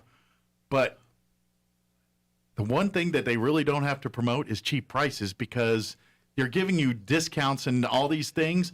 They're pennies on the dollar already. So these shoes and stuff that you're going to knock $1 off, you probably only paid $2-3 for some of these to begin with, and now they're going to knock another $1 off of it. You know what I mean? So you get immense savings there on buying stuff that's, generally speaking, everything there is in new or very good condition, and some of the, especially clothing, sometimes A lot of it comes with new tags. tags on it, never worn. Yeah, it's and they probably pay $30, $40, $50 for it new.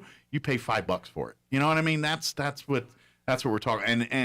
And if you are a young couple or just starting out on your own, and you got to buy all the towels, a coffee pot, just the things that you're like, oh yeah, that's not my parents' house, I need to get that. Black & Decker. Yeah. Coffee pots, they put $5 on. Yeah, that's what I'm saying. Keurigs, typically $20, depending on how big the Keurig is. You could in essence get yourself set up to kind of live on your own here with the bare essentials and do it for a tenth of the price of what you would if you wouldn't have bought all this stuff brand new. And another sale. So it's kind of hard to read your Nook and your Fire, whatever, Kindles whatever, outside.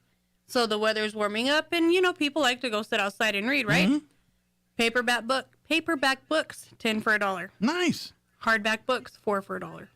So readers, come out, and here's the beauty of it: you saved a bunch of money, but that $10 or $20 you spent, all of that goes to help the animals at the Humane Society, whether it's paying for a vet bill or paying for bleach and cleaner to clean the facilities, or pay for litter, or pay for toys, whatever it is. Every single penny of that goes to the benefit of the animals at the Humane Society. They at the thrift store, the book room is like a little library. Okay. So you've got your fiction, your nonfiction, your Harlequin, your history. It's all set, by authors, and if you want. So it's organized. It is very organized. So it's just not a haphazard thing of books and all those. No, and there's the kids zone. Yeah. It's just all kids books in one area. Good deal. So if you want to do, but I know avid readers sometimes, and so that'll be good for them. But some of them don't mind that, like, because that's half the fun. It's kind of like think of Nicolas Cage treasure hunting. You know, you kind of go through the books, and they're like, and they're going through, and they're like, nope, and then at the bottom of the pile, it's like, a Louis L'Amour I've been looking for, or whatever it is. You know, that's what happens for those folks. So you know, use the and those folks. I know you got your routine. It's like yard sale shoppers. Oh God! You hit the yard sales on Saturday. They can do that with books too, because you can go over to Books Again over here. That helps the library. Get your books over there. Your thrift store. I know, like the Refuge thrift store does the same thing with books and stuff. So you can kind of make your rounds, help all these great nonprofits, and you got a library of books that you spent like $50 on. Pretty much. Yeah.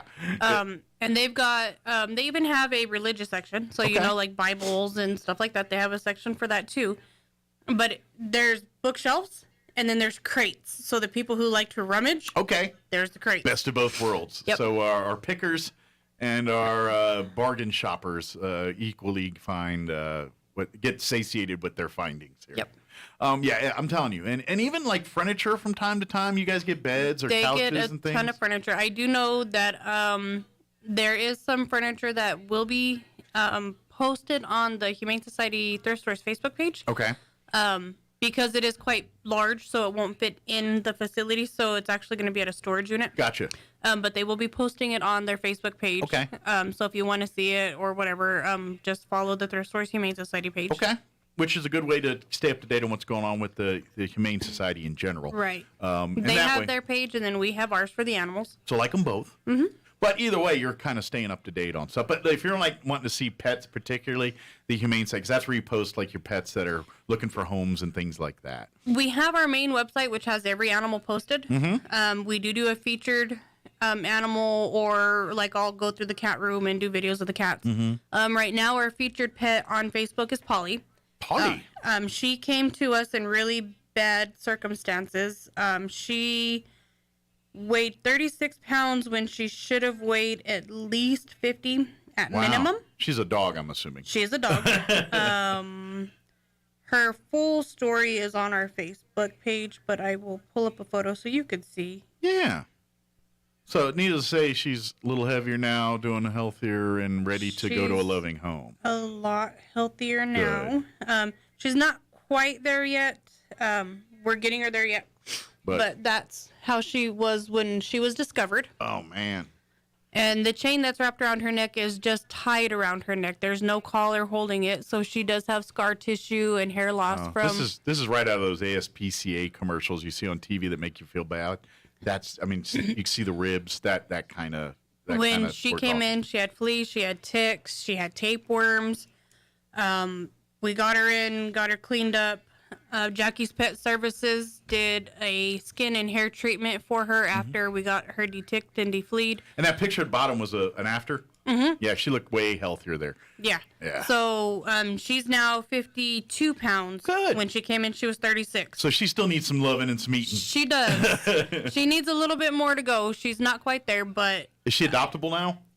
Almost. Almost, okay. She's got her second set of shots, barely, but the vet wants to see her at 60 pounds before they feel comfortable. So when we got her, we took her to the vet. They did an Ehrlichia test, a heartworm test to make sure that, you know, she didn't have any of that stuff that comes from fleas and ticks and mosquitoes. Mm-hmm. She's clear of all of that. Good. We got her clear of the tapeworms, clear of fleas and ticks. She does have to go through another skin and hair treatment just because of how coarse her hair was. Did they get like mange or something when they have those issues and stuff at some point? Mange is a parasite. Okay. They can develop it when they get to that point. Okay. But her issue was lack of nutrients, no oils. Okay. So it was just dying on the vine, basically. Right. Her skin and hair. Right. So she's had one treatment. She'll get another one. And then when she hits 60 pounds, the vet wants to see the structure of her, to see how she looks, to see if she thinks she needs to be a little bit heavier or not. Just because we don't know how much she truly weighed before she got to that condition. Sure. We don't want to make her too heavy, but we don't want her to stay too thin. Right. So we're just trying to keep her at a healthy balance there. In the middle. Yeah. And she's sweet. When we got her, she was scared. It didn't take her long to warm up, but she was super scared. Started giving her some food, and she was like, okay, I like you people. You had to reestablish trust with humanity, her trust with humans again. Right. Yeah. And now when she sees people, she's like, oh, somebody's going to feed me. I know you're going to feed me. So she is recognizes humans to food now and not humans to a chain. To abuse. Gotcha. She does not walk all that well on a leash, and that's something we are trying to work with on her because... I would imagine it has something to do with the chain and everything, and she probably has flashbacks of her going to be chained back up. Probably. What's going on. But even on a harness, which is clipped around her chest, she's like, oh, I don't know. But she does super great with people. She loves everybody that she meets. She's learning, how to take treats without snipping your fingers off because she doesn't realize yet that that's not going to go away. Gotcha. So when we give her treats, we have to work with her a little bit. Sure. Because she does have a very sharp canine. She's not dainty with that. She's kind of like... Yeah, it's more like mine. Yeah. Maybe drop them on the floor for first couple times until you get used to it. Well, she's getting a whole lot better. Good. She does have a very soft personality. Okay. She's timid, like kind of a... She's not an alpha dog at all. No, she's not an alpha. Okay. From what we can tell by her condition when we got her, it looks like she did have a litter of puppies or maybe two. Okay, so... she's a couple years old. Has she been fixed since, or no? Not healthy enough yet for that. And depending on if we can get her in a home, the adopters are going to be responsible for that. Okay. Or if she goes to like Albuquerque to their shelter, then they take care of that there. Gotcha. If you said it, I missed it. I'm sorry, but do you guys guesstimate about how old she is? Yeah, that's by their teeth. Yeah. We figure she's around about 2, and so does the vet. Okay. The way we tell with teeth is depending on whether they have all of their adult teeth in, and if they have tartar on the canine and tartar on the back teeth. Gotcha. Okay. So tartar on the back teeth. It's not count the rings like a tree. No. Tartar on the back teeth, like you have your canine and then you have the molars back this way. Mm-hmm. So the tartar back here doesn't typically start until 3 to 4 years of age, unless they were fed like canned food. Gotcha. Canned food can alter how you age a dog really quickly because it rots their teeth. Gotcha. They don't have the crunchiness to break the tartar off of their teeth. They need the hardness and things to clean and to strengthen their teeth. And if you have a dog that, like little dogs, sometimes they have a hard time chewing food, which, they're small. But make sure to get them like the dental sticks or like the minties and stuff like that to help keep the tartar off. Sure. Because little dogs have horrible teeth to begin with, and without the jaw pressure like a large dog, they end up having to go get dentals and getting their teeth pulled. And gotcha. You can prevent a lot of that by keeping them on dry food, offering canned food, or at least occasionally. offering a mix. Yeah. Yeah, like as a treat. Yeah. Or keeping them with like, even the milk bones help with the tartar on the teeth. Yeah. So and providing them with good chew toys and things also help mitigate that. Stay away from the rawhide stuff, but some of those the hard plastic bones that are good to chew for those little dogs. I think it's by Red Barn. It is a femur that's like filled with either peanut butter and jelly flavor or filet mignon. Okay.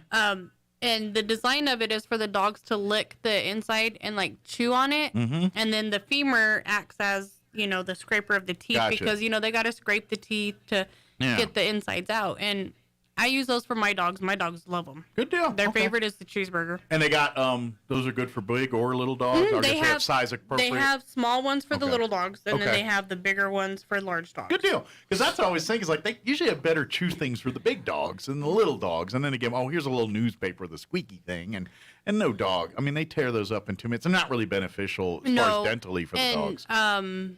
Busy bones. Okay. They're a little bit softer. Okay. But those are for littler dogs that have a toothpaste formula inside. Okay, so it acts as a little brusher and things. Or you can, if you're that devoted, you can sit down and brush your dog's teeth once a week or whatever they recommend. If you start them at a young age, better. Gotcha. Try to do it as an adult. Well, it's like training them at anything else. They get used to the routine, and then so they they may or may not like it, but they understand and will kind of do their thing at some point. If you make it, Like a ritual, you know, like trimming their nails and brushing their teeth. It does help. Sure. And if it's things they taste, like if you choose a dental toothpaste or whatever that tastes good for the dogs and things, they'll probably like it and want to. The most common one for dogs is peanut butter flavored. Okay. Because I know, like, for my cats, the goop I give them, you know what it is, the stuff for their skin so they don't hairball. Laxatone? Yeah. It's peanut flavored? Yeah. Which ones we got now? We've got two. We got one that's more of a sweet. It almost smells like a syrupy flavor, like a maple or something. But we got that one, and then we got like a chicken or whatever it is. I don't remember. We got two different flavors. They like them both. I think the sweeter smelling one is like a beef flavored. Because it reminds me of beef bouillon. It might be, but it almost feels and smells like a syrupy kind of. Cats love it. I mean, as long as they love it, that's what matters. One, I have to like do it separate because one will bull the other one, and one's like a slow eater. She likes to smell it, and she's got a routine. The other one's a hound dog, and so the one that chomps, I gotta like, all right, I'll give you yours, but let me, and the other one gets all wigged out if the other one's like up in her business while she's trying to eat. So I have to like pull. All right, come here, and I can sneak in. All right, here you go, and then she takes her time, licks it off my finger, and good. Then I let the other one come in and be a bull in the china shop. So yeah, I have those at home, and it's funny is I have a Great Dane and a Boxer, but the Great Dane is the dainty one. That's really unusual. And the Boxer's like, give it up. Although I could see that. Little dogs always have big dog mentality. Well, he was the biggest dog in the house until the Great Dane came. Oh, and then he lost that. Now he's like, oh, well, I can walk underneath you and you can't see me. But big dogs generally are their bark is worse than their bite. You know what I mean by that? Is they're intimidating looking and sounding, but are generally 10 times more lovey, friendly, wanting to be in your lap, wanting to lick your face, wanting to be lovers than a little dog would be. And, just thinking of this, something that people don't realize, like little dogs, if you buy the little baby carrots from the store, those work as dental sticks, too, for little dogs. Very cool. And big dogs love them, too. Yeah. But you have to get the bigger carrots because the baby carrots don't last very long with big dogs. Well, what happened, and I found this out by accident back when I had my dog, Sissy. One day we were making stew or something, and we're shaving carrots into the trash can, right? And you know how you shave and of course, a couple of the things get loose. And as soon as one fell floor-wise, that dog was in, and she was gulping them up like, this was great. And I was like, she likes carrots. So I bought the baby carrots, and sure enough, if I bought those carrots out to eat for myself, she was like, hey, Dad, how you doing? There's two things that she would, and I didn't really feed her people food. I kind of avoided and tried it because I didn't want her begging. I didn't, it's not, and people food isn't always good for dogs. So right. I generally don't. But there were two items that she would not, her manners went out the window: baby carrots and beef jerky. Those were the two. I can't eat those in the house without her all up in my business. So it's funny that you say beef jerky because Toby, the Boxer, he used to get, per his daddy, Slim Jims. Uh-huh. So I had bought some of the Duke's sausages. Okay. And I opened the package, and Toby's looking at me like, hey. How you doing? And I'm like, no, you're not getting none. So I open the package, and I grab a carrot, and I hand him the carrot because he loves carrots. Okay. He spit the carrot out and went... And I was like, no, you did not. You got filet mignon over here, and you handed me a carrot? What's up? So I put my beef sticks back up in the cupboard, and I grabbed a carrot and started eating it. Then he'd eat the carrot. Then he was like, okay, since you're eating it, I'll eat it. And I was like, okay, it's time for you to go potty because I want my beef sticks gone. Right? And he's like, no. And if I open the package of the jerky or anything, he's at the door. Hey. And I'm like, you created a bad habit with him and them jerky sticks. Yeah, when the animals can't smell, they can hear. They're better hearing and better smelling than you do. They cannot hear, somebody trying to break in your house, but selective. You crinkle a bag of chips and they're like, hey. Oh, they heard it. They just don't care. This is Toby. His ear goes. It's like, I'm sleeping right now. I don't think I need to pay attention to that. But, if they think something's coming good, then they're like, what? treat, I'm in. All right. Yeah. It's selective hearing. It's just like your mother and father. They claim they're deaf. They hear everything. They don't hear you. In my defense, I say husband. Because it's always, huh? Right. What? They hear it all. They just don't hear you. What about some of the other pets right now looking for homes? So we do still have Denim and Yin Yang. Okay. I am picking them up from Country Club this morning. Okay. And then they went to go get their rabies shots and stuff because they've been there over a year. They've they been need a there home. 13 months. It's time for them to go find a living home. Yes. Yin Yang, I think if somebody could exercise him enough on a daily basis, he would not jump 7 feet in the air. So he's an exciting young dog. He is. Well, he's about 3, almost 4. Okay. And Still young. What kind of dog? Pit bull. Pit bull. But he weighs about 55 pounds. So it's a big baby right now. He is super sweet. You know, he just wants all the human affection he can get. Mm-hmm. He sees people and he's like, oh my God, oh my God. Sounds like he craves structure is what it is. You put some structure in that dog's life and probably settle down. Well, it's funny because if you put like a harness on him, he stops and he's ready to go. Okay. You know, he loves to go for walks. He walks great on a harness. On the leash, he's just kind of all over the place. Sure. But he does so good on a harness, and he loves to go for walks, and he loves people. He loves to be brushed. He's a short-haired dog that loves to be brushed. So it sounds like if you get him walking regularly, that'll settle some of that and calm him down. You know, because that's what it is that these are dogs that are built to run and play. But he can climb chain link fence. So he cannot go home with somebody with chain link fence because he has showed us all the kennels that are escapable at the shop. Wow. So maybe either you got to have a stockade fence or brick, center block. Yeah. Or wood. if you live out in the country, someplace where you has room to run, that might be good for this dog. So. And it's funny because like we have exercise runs and like we'll go out there with him. Mm-hmm. He does not want to run. He just wants to be pet.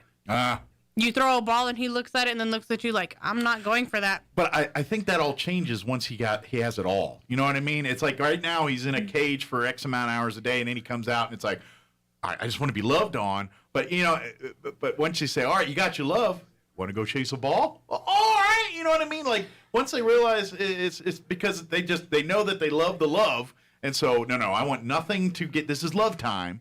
You know what I mean? I think that's some of that going on there. You know? It's funny because you rarely find a dog that will choose affection over food. He chooses affection over food every day. That's great. Go to feed him, and he's like, you're going to pet me, and you're going to love me, and I'm going to kiss you, and then I'll go eat. Then I'll have whatever you're offering. Yeah. Whatever's in the dine today, I will have, but I want my love So it first. sounds like a great dog. Just someone who's going to, again, like any pet, you work with it, you treat it a part of the family, and it turns out great. You're just going to have to do that with it. He really is. He's an amazing dog. So is Denim. She's 90 pounds of pure stark.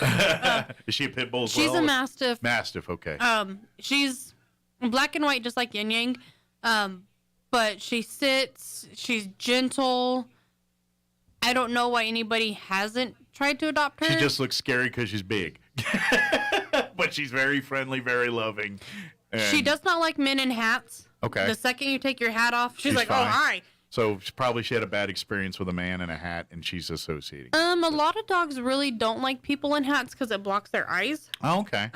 But for whatever reason, like if females wear hats, she's not as. Now let me ask: if you wear like a stocking cap, like a beanie that doesn't cover your eyes, does that affect one way or the other? No, it's generally just like the ball caps and something the with brims. a brim. Okay. Yeah. All right. Because my husband loves this dog, and he's always in a hat, one way or the other, cowboy hat, whatever. And so when he goes to see her, he takes his hat off, Sure. and she's like, "Oh my God, it's you again!" And I would also offer this for folks too: when you're breeding dogs and petting them, get down to their level. That makes so much, especially strange dogs that don't know you. When you stand over there and tower them, that's intimidating. When you get down on your knees to get down to greet them and stuff like that, you come as a much friendlier person to them. So just a tip. And by the way, don't go running up to strange dogs and start petting them without permission things. But when you're encountering a new pet for the first time, get down on their level and offer something to smell. Let them get comfortable with you for a minute and let them come to you. Don't just start running up and grabbing them and touching on the tail and loving them. That's how you get bit. That's when the bad things happen. Because you treat it like you treat an unknown person. how would you go up to a person you've never met before? You wouldn't just run up and start patting them on the back and touching them. You start talking, That would cause a lot of issues, but... Same thing with the animals. They don't want you just rolling up on them and touching them, everything. Get to introduce yourself. We get to, being the Humane Society, we get to be involved with a lot of things. And one of my friends, she has a son who's in kindergarten. And so she's always posting stuff on Facebook, and she had sent it to the Humane Society's Facebook page. Well, the teacher had asked them if humans met other humans like dogs, how do they think that would happen? Oh, I bet that's funny. His response was, we would back our butts up to their face. My mom says a dog meets another dog by sniffing its butt. Uh-huh. And I laughed because, he's only in kindergarten, and he's got, just this bright mind of already knowing, I'm not going to look at you face to face. I'm going to turn my back to you and put my butt up. And the teacher had sent this home to her and saying, but her dogs have gone through dog training, and she takes the kids with her. Okay. So that way the kids can, understand, They're training how the to kid command. As much as the dog, on how to interact with each other. Command the kids, don't do this to the dogs, don't go up to the dog and just touch it. So he's a little bit more intelligent than most kindergartners because he's been exposed to a lot more. Sure. He just had that opportunity and knows and been around it his whole life. Yeah. I laughed because the teacher asked him, well, what if you have to fart? And his response to the teacher was, well, my butt is in his nose, and if he doesn't want to smell my fart, he'll move his nose. That's true. That's not a wrong answer. So I can gladly say I'm happy we do not meet people like dogs meet dogs. You know what? Probably a good idea. I think Facebook would look a lot different if that was the case. It'd be called Butt Book. Yeah, right. Butt Book. And this isn't Facebook. This is Butt Book. Oh, that would be funny. Maybe we should start that site. You're going today for dogs. Dating site for dogs. Butt Book. Find your soulmate on Butt Book. That's pretty good. We got a few more minutes here, but what about cat side? How are the cats looking right now? We got a lot of cats. Okay. We got a lot of young cats. We got some adult cats. We do have two, I'm going to say middle-aged cats only because cats live a very long time. They're 9 years old. Okay. It's Mimi and Precious. They came to us because their mom was diagnosed with stage 4 cancer and was having to relocate to Houston area for treatment, and where she was staying, she couldn't take her pets. I would imagine, yeah. So they're both very sweet, very friendly. Precious takes a little bit to warm up to people. Mimi's just like, hey, I'm ready for this. Sure. But Precious loves to be brushed. Okay. You want to win Precious's heart, you break out a brush, and she's like, oh. They're both super sweet, super friendly. They're not from the same litter, but they were both adopted. So if you can bring them together, stay them together, that would be probably beneficial for both the cats. I think it would be. I think it would help Precious adapt a lot more because there's some familiarity for her. They're a little bit plump, and so they both couldn't fit in a kennel together. Okay. For comfort for Precious. So they're in separate kennels, but they're side by side. But that's, still Precious's, was lonely in the beginning. And now she's okay with not having her sister there. But if we could get them in a home together, I think that would help Precious adapt so much easier. Yeah, that sounds like it. So if you have the home for two cats or want to, maybe you're thinking, I'm going to adopt cats. To be honest, and I say this as a 2-cat owner, 2 cats are better than 1 when you own cats because cats are pretty self-sufficient, but also, and they get lonely. They don't act like it, but they do. And if you're gone, like my wife and I both work all day, so we're, so that they have each other during the day, and that does help. I've noticed that difference. And they've become buddies over the years. They won't admit it, but I know they are because they it act takes like them a little bit of time. Well, they act like sisters, and they'll whack each other over little things. But at the end of the day, when if one cries out in pain, the other one's like, hey, what are you doing? You okay? Like the nose right there. Like, because our diva, she complains about everything. And so she complained about something, and then the other one's like right there. What are you doing? What's up? What's up? Smell your butt. everything okay? Everything's okay. Why are you complaining? You know, you got a diva and a tomboy. Yeah, I do. I guess exactly what I got. Oh, that's funny. So, I do want to mention this. Another way you can get involved with the Humane Society and be a part is becoming a member. It's very easy. Anything and anyone can be a member. Your pet rock, your kids, your pets, yourself, your family.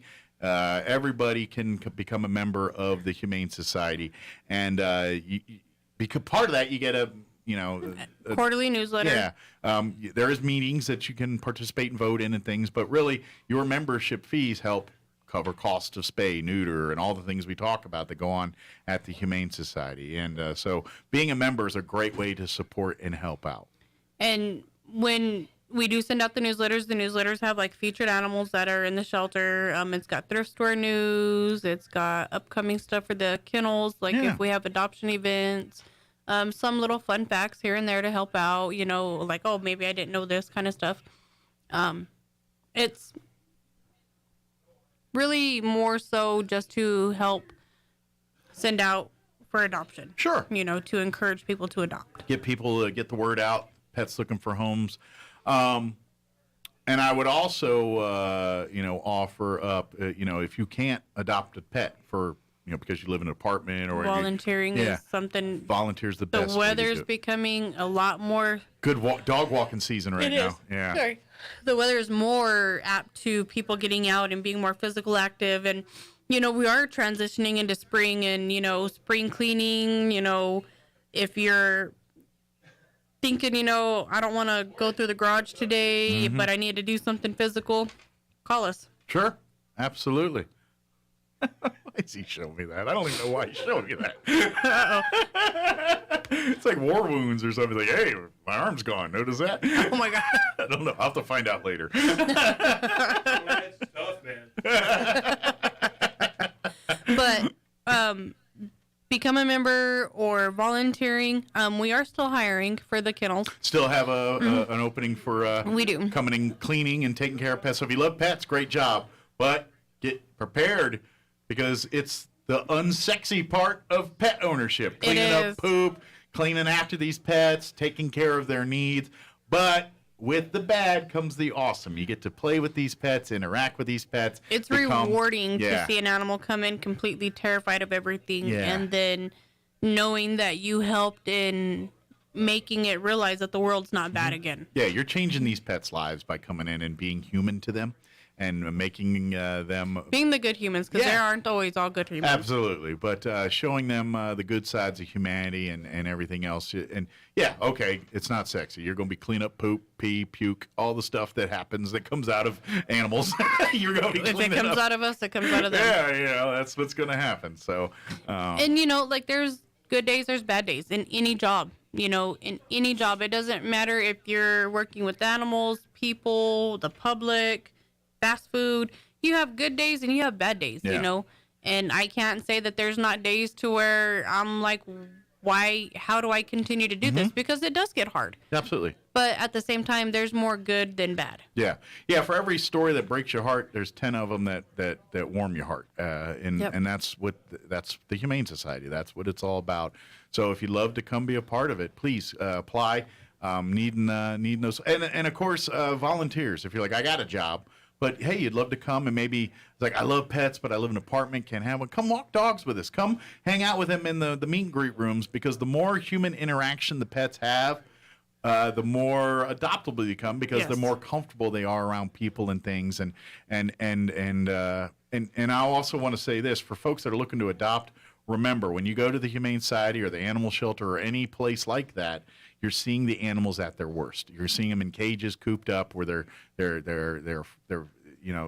probably a little bit nervous or anxious or uncomfortable. You're not seeing them in their happy, comfortable. So remember that when you're shopping and going through and checking out the pets and say, hey, I love it. If that dog doesn't ask to bring them out and go into a family room and let them flourish in an environment that isn't surrounded by 10 other dogs and a bunch of noise. It's as much as we hate when people refer to animal control and us as like the pound or jail. Yeah. Unfortunately, it is very similar to that for a dog. Yeah. I refer to us as their halfway house. Yeah. we are halfway to their new home.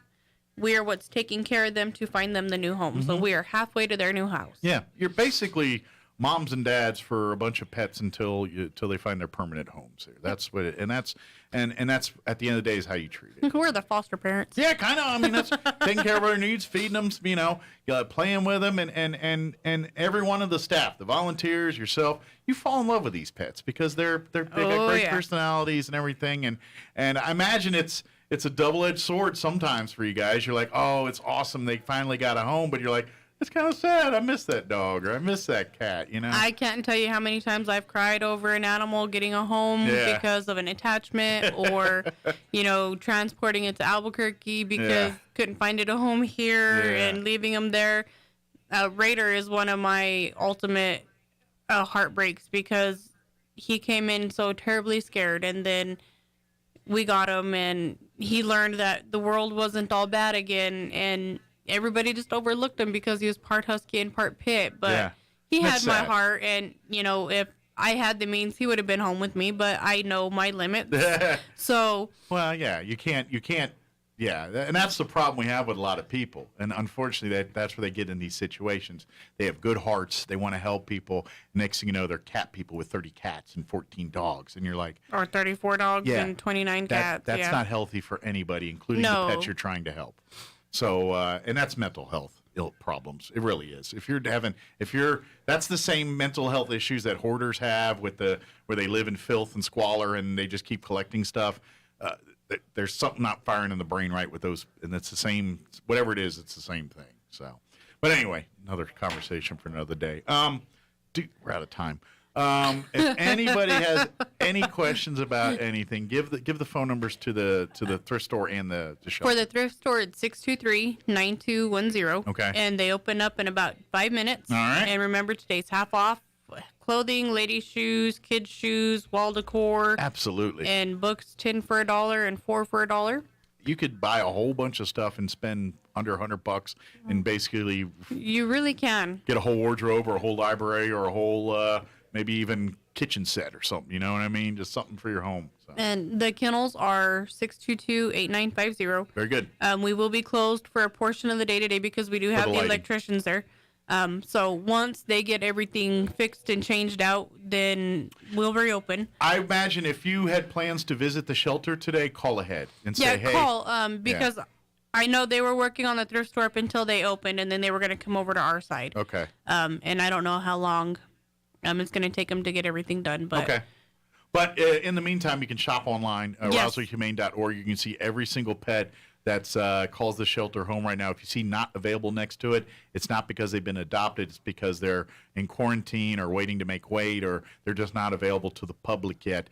But once they reach those goals, then they will be adoptable. So if you fall in love with one of those pets, call, inquire, and as soon as it's available, you can come in and adopt. So good deal. Is there anything we missed? I don't think so. I think we got it all. We'll see you back on the regular schedule here now, I think, and we'll get things to it. Thank you very much. Now that elections are over. Yes. Thank you very much. Appreciate it, and have a good day. Don't hopefully the lights go working well and everything, because I know anytime there's any kind of renovation or construction, and you're like, well, it's supposed to be done today, but this happened, and next thing you know, 3 days later it gets done. So unfortunately, but we have a lot of lights to get changed out, so I'm sure it's going to take more than one day. Gotcha. Well, good luck with that. Thank you. More than one day. Gotcha. Well, good luck with that. Thank you. All right, there you go. That was our interview with Crystal Noble from the Roswell Humane Society. Of course, this interview was on Wednesday of last week, so they're closed today, but we'll reopen Wednesday. They're closed Monday and Tuesday. But if you want to support them and take advantage of some of the great deals, Wednesdays when they open back up. All right, it is closing in. It's 8:58. We're going to take about a minute and a half commercial break, and that'll take you right up to news. We'll be back on the other side. Do not go away. For people suffering with joint pain, simple movement feels like just taking a step feels like, and lifting your arm can feel like. Don't let joint pain be in charge of your life. The skilled orthopedic experts at Loveless Medical Group SCORE are helping more people take back their lives with some of the most advanced surgeries in the region. We're doing more than restoring joints, we're restoring lives. Call Loveless Medical Group SCORE today at 575-625-3300 so life can feel like, ah. Move on over to the Calico Cow Fabric and Gift Shop in downtown Roswell. The Cow is stocked with fabrics and everything you need. And the Calico Cow is your destination for brand new Brothers sewing machines. Find out more and shop online at roswellquilting.com or move on over to the Calico Cow Fabric and Gift Shop in downtown Roswell. Want to know how? Come see the cow. Celebrate spring break at the Spring River Zoo with one of their exciting day camps. Each day is a separate camp where children will enjoy animal-themed crafts and games, fun educational activities, a guided tour of the zoo, and amazing encounters with the animals for children aged 4 through 6. Events will take place March 14th and 15th from 8 a.m. till noon. For children aged 7 to 12, themed camps will take place March 16th, 17th, and 18th from 8 a.m. to 3 p.m. Call the Spring River Zoo at 575-624-6750 or visit roswellconnect.org for information and to reserve your ticket. Your home for Sean Hannity in Roswell. 106.5 Roswell's Talk FM, KEND, Roswell, New Mexico. I'm Rich Thomason. Cities across Ukraine coming under increasing Russian artillery fire, according to Ukrainian officials who say it's snarling attempts to safely evacuate civilians. The Ukrainian leader urging his people to fight in the streets. Russian President Vladimir Putin has shifted blame for the invasion, saying Moscow's attacks could be halted only if Kiev ceases hostilities. Russia's made significant advances in southern Ukraine and along the coast, but many of its efforts have become stalled, including an immense military convoy that's been almost motionless for days north of Kiev. Correspondent Charles Deladesma says Russia proposed a third ceasefire to allow Ukrainians to evacuate. However, the evacuation routes would take the civilians to either Russia or its ally Belarus, and Ukrainian officials say that is a non-starter. Putin's war is now 12 days old, with the UN saying 1.5 million people have fled Ukraine for safety in neighboring countries. They say they are trucking for freedom, protesting COVID mandates and restrictions that have hit their industry hard. Truckers, members of the so-called People's Convoy, are in the Washington, D.C. area this week, and they're getting a warm welcome. I'm sitting in my truck, and people are coming up and giving me gifts. I walk around, and people are asking me just to sign their hats, or they're giving me a hug. It's surreal. I never would have expected it. Trucker Tom from upstate New York talking with the Salem Radio Network's Mike Gallagher Show. For the first time since 2008, the average price of a gallon of regular gas has surpassed $4. AAA says price jumped 41 cents in the past week alone. On Wall Street, stocks are deep in the red. The Dow is down 445 points. The Nasdaq off 261, and the S&P 69 points lower. More on these stories at townhall.com. Hi, I'm cute kid number 1. And I'm cute kid number 2. And we have been forced, you mean hired? We have been hired to tell you what direct lender FOMO is. So let's say you buy a new home, and maybe you use one of those big mortgage monsters. Or someone your realtor or friend recommends. And then a few months later, You hear us being forced, hired to tell you about our mortgage team's direct lender advantage. And then you feel like you missed out. Because you probably did miss out. And that is direct lender FOMO. It's Ryan, and our mortgage team is an arm of a bigger company who is a direct lender, which means our company gets to use its own money and make its own decisions within its own walls. There's no middleman. This often allows us to get you a better rate on that new home mortgage, saving you monthly and lifelong money. We are United Faith Mortgage. United Faith Mortgage is a DBA of United Mortgage Corp. 25 Melville Park Road, Melville, New York. Licensed mortgage banker. For all licensing information, go to NMLSConsumerAccess.org. Corporate NMLS number 1330. Live rec NMLS number 65233. Equal housing lender. Licensed in Alaska, Hawaii, Georgia, Massachusetts, North Dakota, South Dakota, or Utah. The global death toll attributed to COVID-19 has surpassed 6 million. The total from Johns Hopkins University underscores that the pandemic is far from over. Remote Pacific Islands are just now grappling with their first outbreaks and deaths. And death rates remain high in Poland, Hungary, Romania, and other Eastern European countries, a region that has seen more than 1 million refugees arrive from war-torn Ukraine, a country with poor vaccination coverage and high rates of cases and deaths. A former World Health Organization research policy director says worldwide death rates remain highest among the unvaccinated. I'm Mike Hempen. China's exports rose by double digits in January and last month, but that was before Russia's attack on Ukraine roiled the global economy. Exports grew by 16.3% over a year earlier. News and analysis, townhall.com. Ukraine's wartime leader is pulling out all the stops to get more international aid for his embattled country. Ukrainian President Vladimir Zelensky has a new partner in his campaign to defend his country, and that is Global Citizen, the international nonprofit that fights extreme poverty. Zelensky and Global Citizen releasing the first of what they hope will be daily calls to action for the nonprofit's millions of members and philanthropic partners. The video messages will feature Zelensky speaking about Ukraine's battle against Russia, paired with steps supporters can take to help out. Jason Walker reporting. They are cleaning up today in Winterset, Iowa, the community hit by a powerful tornado over the weekend that left at least 6 people dead. Emergency management officials say the tornado cut a path of destruction close to 14 miles long. More on these stories at townhall.com.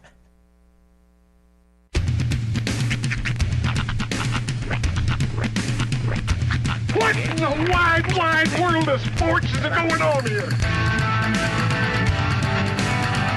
I promise you, whatever scum did this, not one man on this force will rest for 1 minute until he's behind bars. Now let's grab a bite to eat. Yeah, come on. I feel the hot wind on my shoulder and the touch of a world that is older. I hit the switch and check the number. I leave it on and then I slumber. I hear the rhythm ringing through it.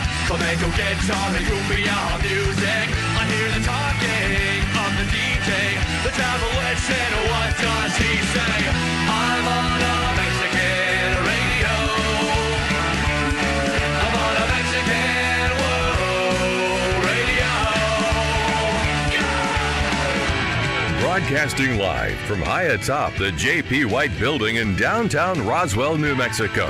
It's Mornings with Mike Winters on 106.5 Roswell's Talk FM. Is that what I sound like when I talk? Now, here's your host, Mike Winters. And good morning. It is 6 minutes after 9 o'clock. Welcome to hour number 3. Tres Inviernos. Of Mornings with Mike Winters, right here on 106.5 Roswell's Talk FM. Happy Monday. Hope you're doing well. Yeah.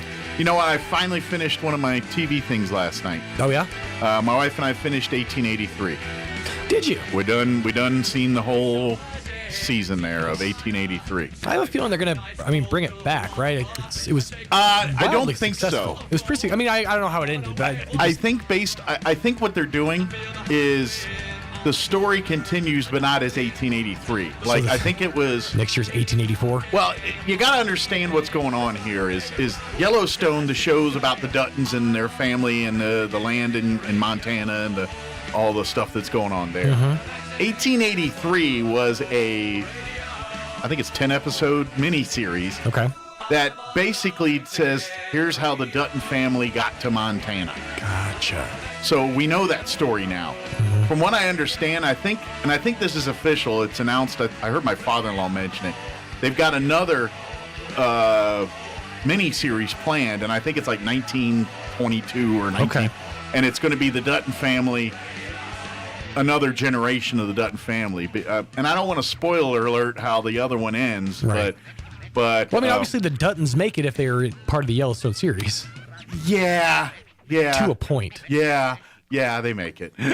See, this is one of those shows that I have a hard time getting enthusiastic about trying because I'm not a huge fan of like westerns or like that genre of This movies. is very Western. Right. It's violent.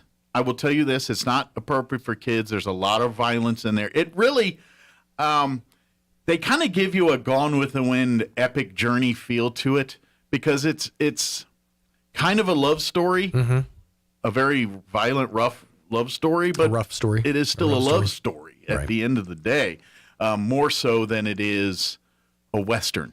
It's in a Western setting, right?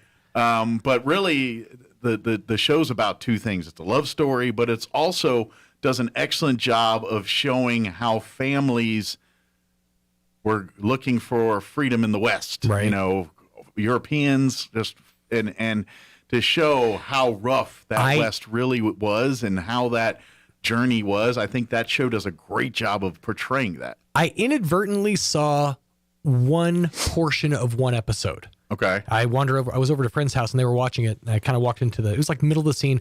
Basically, the scene that I saw was this girl, younger lady, was like impaled on an arrow. It was like sticking all the way out of her. And basically she gets back to her village and they graphically remove the arrow. Well, okay, so you've seen about that's the main character, the blonde. She's the daughter. I hope I wasn't spoiling anything there, but it was basically just like a Cowboys and Indians. Well, yes and no, feud. because if you watch the very beginning of 1883, they start you there where she gets shot. Okay. And then they tell the story, and then you find out the rest of the story in the last episode. There, you like at the very beginning of the episode of the series, you pick up, and she's got an arrow through her, and like all the way through. Yeah, and then the story, then it goes back in time, and this is why we got there, and then the story finishes at the end, and so yes and no. Because that does play a vital role in the finale of this series. What it reminded me of, and this actually has nothing to do with the show itself, but just the fact that before we had antibiotics, before we had like modern medicine, stuff like a simple infection was basically a death sentence.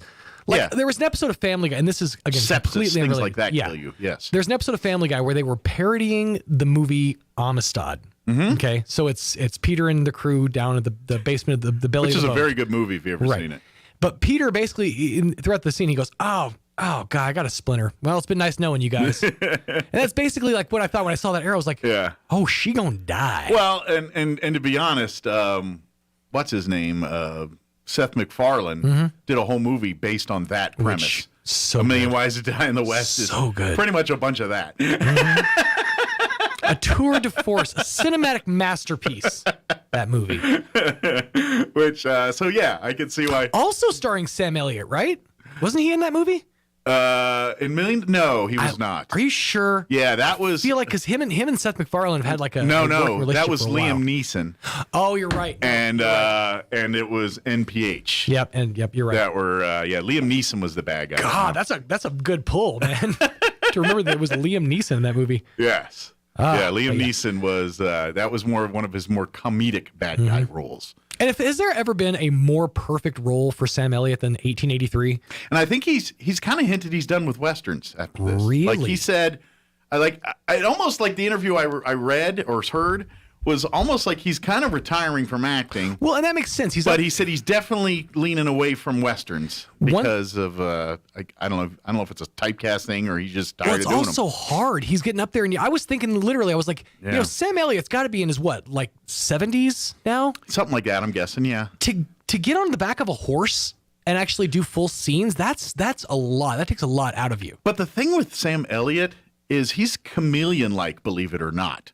Like, I know we think of Sam Elliott, we think big mustache and the cowboy hat, beef, it's what's for dinner, and goose run, and, and he's very much of that, but, and then you see him in 1883, and he's very much out with the cowboy hat and western. You look at him, man, he's looking old and looking rough, but watch him in anything that's not cowboy nowadays, and he looks like, when he's cleaned up and looks like a normal human being, right?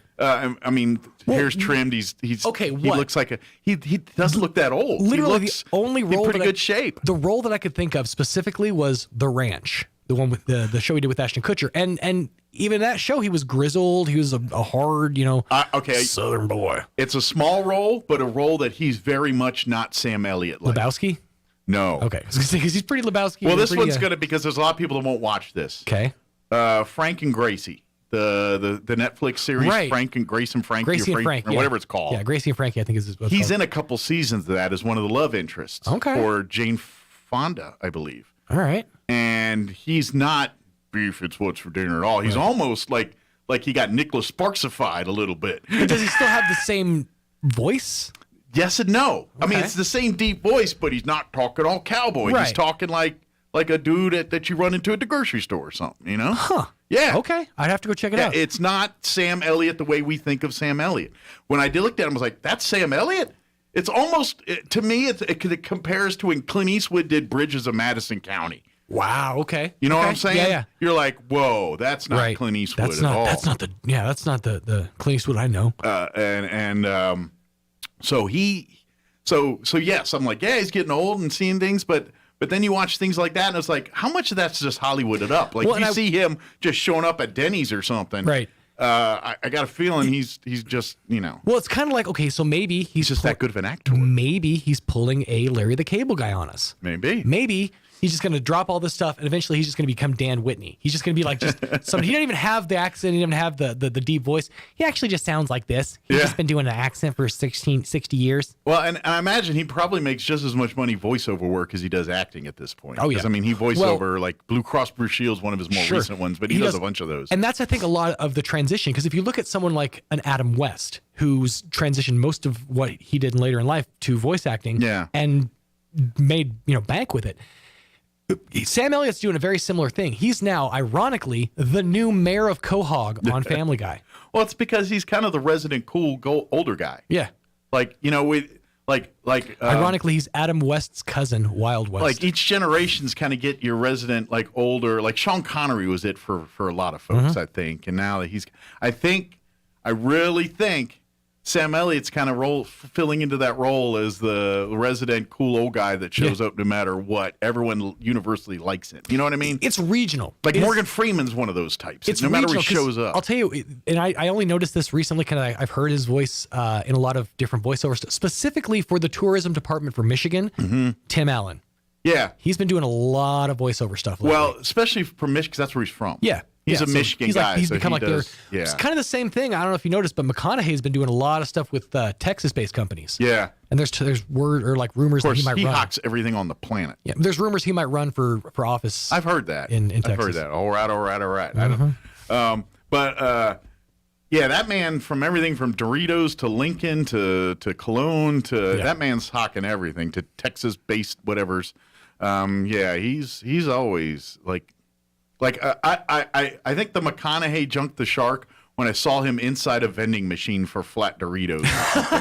And I'm like, that was a rough one. This guy was in Oscar-nominated movies, man. It was when he was sitting there inside the Lincoln. He was doing this, and Saturday Night Live nailed it. Yeah, because the whole commercial was him like contemplating, sitting inside of a Lincoln, just doing this. And the commercial or the SNL parody, he goes, I bet nobody out there knows that I'm rolling a booger right now between my thumb and forefinger. And they just because that's the whole thing. Every time I see that commercial, that's all I can think is he's just sitting there rolling a booger. After this, I'm going to sit. But I don't know what I'm going to do with it yet. After this, I'm going to walk out into a dock in my suit with no shoes on and just sit here. I mean, that's Matthew McConaughey. That's right. You go skip a stone and look contemplative. I don't wear deodorant, so I kind of stink, but it doesn't matter because I'm hot. I'm Matthew McConaughey. Just stand over there. Yeah, I just heard that. I don't know if that's true or not, but I heard he doesn't wear deodorant. He kind of smells. A lot of them don't. Like a lot of the Hollywood elite, they don't. Like they came out that Ashton Kutcher and Mila Kunis don't wash their children regularly. Really? Yeah. Well, they don't use soap. Okay. Yeah, that's like their whole thing. God bless you. That's just it. When you got money, that's eccentric behavior. Right. When you're broke, you're just crazy. It's just trailer trash. Yeah. If I do that, Child Protective Services. Yeah, exactly. If we do it, yeah, they have all kinds of liniments. It's called child abuse. It's like, oh, they're so avant-garde. Whatever. In fairness, it is kind of hard to pull off that whole motif in a trailer park. It does. Yeah, they know you're a millionaire. Then you're like, they're doing it ironically. You're like, you just broke. It is 17 minutes after 9 o'clock, and we're gonna play our interview with Robert Sherman from the Walker Aviation Museum. He joined us last Tuesday, gave us an update on what's happening there. So we're gonna play that for you here in just a few minutes. Before we do that, though, let's go ahead and get you up to date on the weather. I'm meteorologist Steve Hamilton with your Pecos Valley weather. Things look nice today. We'll be in the low 50s for the afternoon high with plenty of sunshine. Clear for the overnight hours, and cold will be dropping into the upper 20s. And then another nice day on Tuesday, sunny, and we'll hit the mid-50s. We'll start warming up a little bit on Wednesday and Thursday. We're back in the mid and upper 60s with plenty of sunshine. That's your latest forecast. I'm meteorologist Steve Hamilton. Thank you, Steve. And currently 30 degrees here in Roswell. Humidity is at 54%. Winds are out of the northeast at 8 Sorry, I got the hiccups there. I was trying to stop the hiccups. At 8 miles per hour. Today, a little cooler, but really not so bad. Sunny, 53 for a high today. Winds will be out of the northeast, 5 to 15 miles per hour. Tonight, mostly clear with an overnight low of 27 degrees. Winds out of the south, 5 to 15 miles per hour.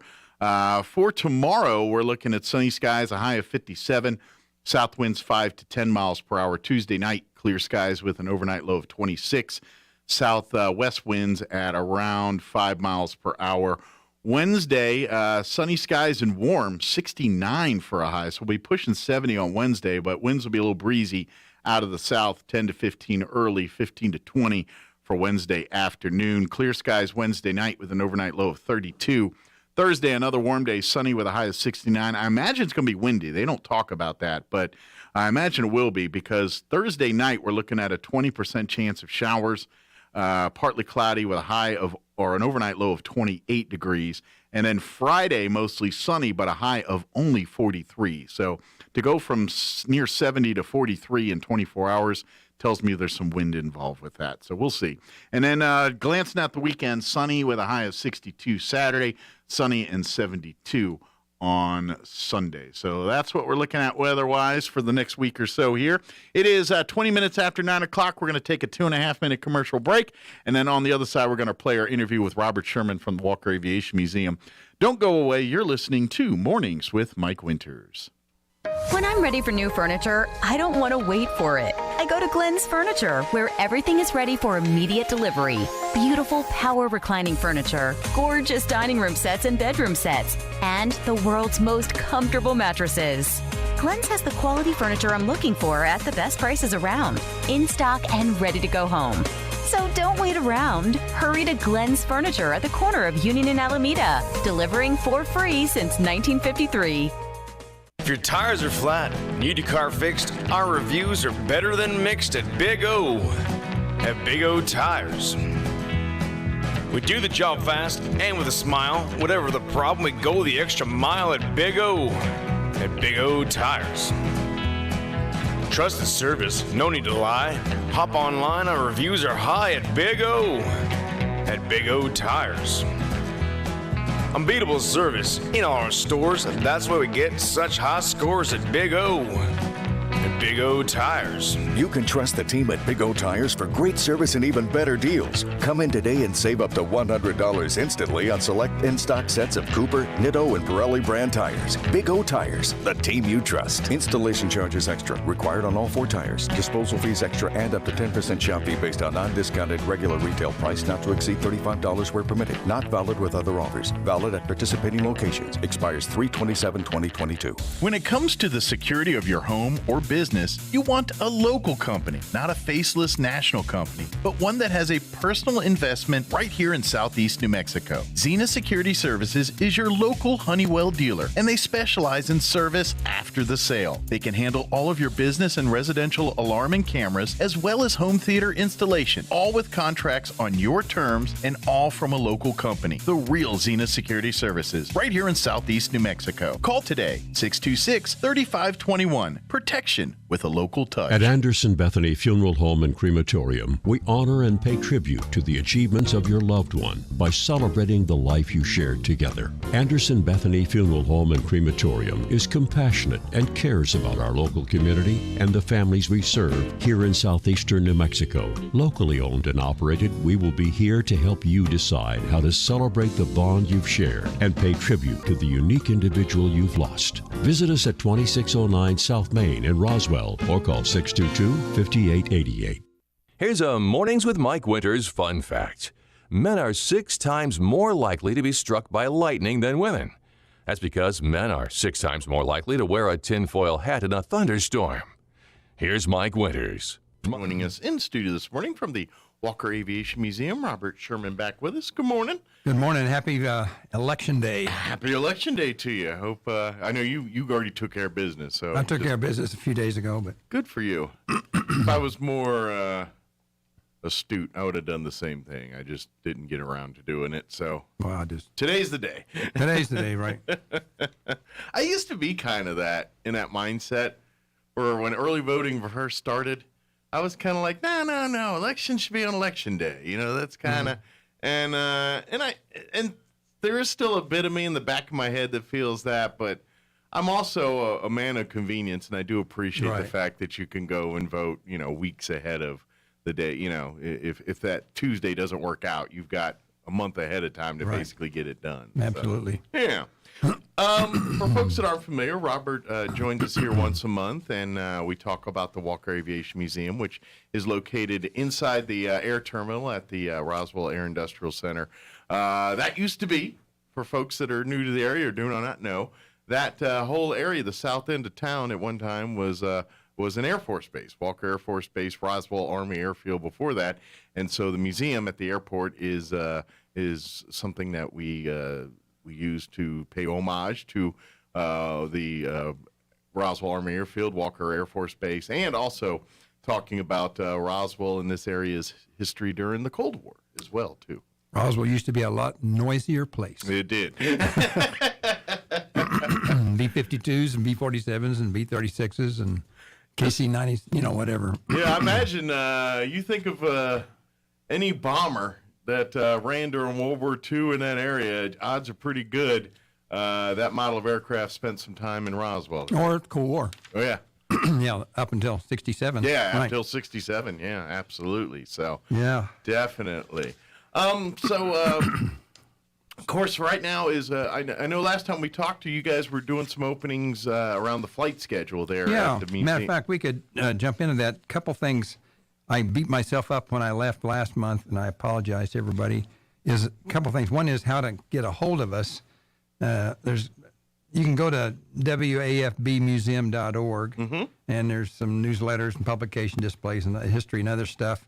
And also, we now have an email, walkeramuseum@gmail.com. Okay. Instead of aviation, we just shorten it up by saying Walker. Use the middle initial. With the letter A and then museum, all one word, all one continuous thing. Also, I reluctantly, but I'll give out my phone number. But if you talk about the student orientation stuff that we have going, I would very much like to have people contact us if you have some possible, groups of kids that can come out and see us. But you're going to have to text me, because if it doesn't show up on my 400 or 500 names I have in my phone, I don't answer. I just let you go to voicemail. But if you just text me at this area code, 575, at 420, that's a pretty common cell phone number. Yeah. 420, and then the number 3789. So that's not too hard to remember. If you can remember 3 and then 789 with a prefix of 420. Gotcha. Just text me that.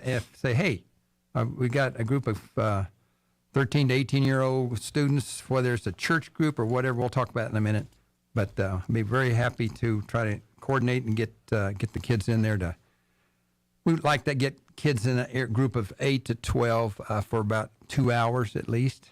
And they kind of learn, it's STEM related stuff, so they learn like career fields, things as part of it. Yep. Part of it's learning the history, learning about aircraft and things, and then even opportunities for some of these kids to check out simulators, and like if you have any youth with aspirations of maybe becoming pilots someday, right, they can actually, in theory, start some of that training right now by learning the simulator, getting some seat time in that thing, and as you and I know you guys kind of almost do like a library card system for the folks. Right. Once they've been through that orientation on the flight simulator, and we give them a little card that has a picture of a cockpit on it. It's like a Cessna 172 cockpit. But anyway, on the back it says, I'm an EduStation pilot. That's the name of our simulators. Okay. And with a number that we enter in a roster, and they just bring that in, flash that card, and we know that they've already been oriented. They can go back, and we'll let them use the simulator rather than it's not really a toy for people just to walk in off the street and start fiddling with, because it's kind of complicated and pretty expensive. And thanks to that, by the way, we wouldn't have those if it wasn't for Excel Energy Foundation. So yeah, they did as they do each a little grant there that enabled us to get those simulators. So that was really good. That's awesome, and we do appreciate what they do here. But yeah, this in theory, folks can, in essence, start their progress towards getting a pilot's license and getting some of the, because once you get that simulator time, that's all training hours and flying hours, and to when you start taking your formal classes and stuff, some of that fills the logbook and starts your training towards your completion there. So. Yeah, as a matter of fact, kind of jumping ahead of ourselves, but anyway, one of the things that we do when they leave, we give them a list of. They've already, seen a bunch of videos. And we give them a list of those same videos highlighted or bolded, but a list of additional videos they may want to watch as far as careers go. Okay. And then if they're really interested in being a pilot or flying, we give them a list of about, I think it's almost 30 YouTube videos that run about 12 hours long that are really totally professional pilot training. Okay. I mean, it goes into, like there's an hour spent on weather. Oh, wow. An hour spent on instruments. It's just in 3 20-minute videos. But that's for people that are, you watch this 12 hours of stuff and you can walk into an initial class on flying and you're going to be pretty far ahead of everybody else as far as the lingo and all the stuff that you need to know. You kind of set yourself up nicely to succeed there. And people are wondering, when are you open? Well, that's a good question because we're only open when I'm out there or Bob Donnell or maybe one other volunteer. But we're looking for more people to join our group because right now we don't have any money. So we're just out there. And it's actually a nice thing to get out for me for a couple hours or maybe 3 hours a day. Sure. And what we do is and if you're out there and you want to see, when are you open? Well, we're open when about 2 hours prior to any midday departures. Okay. And you say, when there's a midday departure? Well, sometimes they cancel and sometimes they don't. Depending on the flight so schedule. All you have to do is go to AA.com, which is AmericanAirlines.com, and the thing that pops up and it says flight status. You click on that, and then it says from. Well, where are you leaving from? Well, you put in Roswell. As you start to put Roswell, it'll come up to ROW, which is a skill, or you can just put in Roswell. And then to, where you're flying to, just probably the best one is put Dallas-Fort Worth, DFW, or just put Dallas, and it'll pop up as DFW. And also the other potential would be Phoenix in the future. But then it'll show you, this is, you look down and you see something leaving like at 11:16 or maybe at 1:20 something. You can then check status, and it'll say on schedule, or it'll say canceled. Gotcha. And then, I'm sorry, that's kind of complicated, but anyway, that's the way you for sure know that we're open. And we're open kind of during the midday, and we do have people coming in that are just driving through town and want to come out to the museum. And I'm thinking, thank goodness we were open for them. Sure. I feel bad because I know some of them probably come late in the afternoon and we're not open. But we just don't have the people. And of course, if you're there, come and you can have lunch or there's the little cafeteria's open. Yeah, so if you get there and things aren't quite open yet, just sit down, have a meal, and relax. And then when it pops open, come on in. So yeah. So that's kind of why we're looking for more volunteers or people to join our board of directors, so that you have, maybe come out once a week for a couple hours. That's actually kind of fun because you meet nice folks and from all over wherever. Sure. Yeah. I imagine you guys get you probably come across, because I'm guessing once in a while you get people that come in, they're not from here, and then they kind of walk through it before.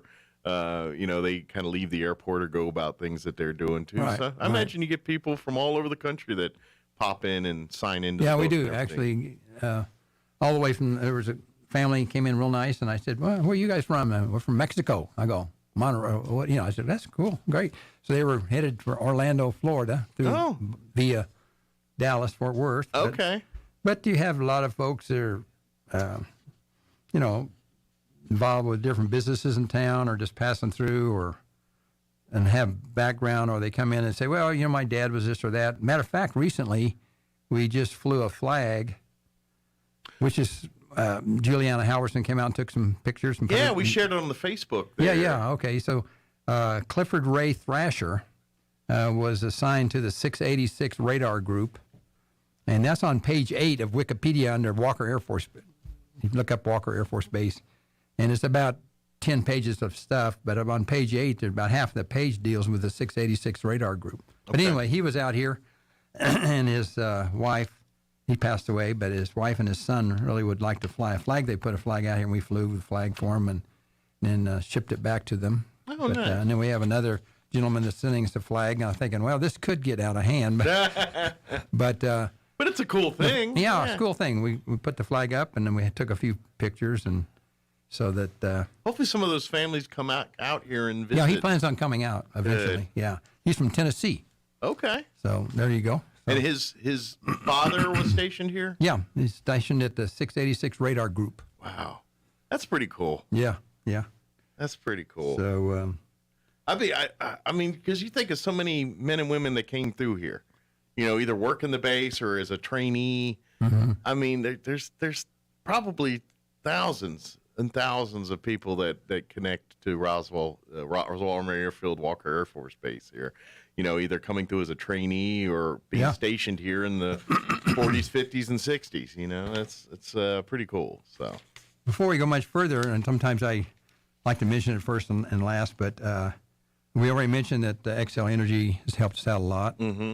Roswell Toyota in the past, Pioneer Bank, Featherstone Development, Dr. Phil Cathy, Dr. Paul Engstrom, Lloyd Hughes, Glenn Furniture, giving us some furniture, Aerosol in the past have been a big supporter. So what we're going to do this year, since basically the only 2-3 people that aren't working full-time that could work on the golf tournament are trying to man the museum.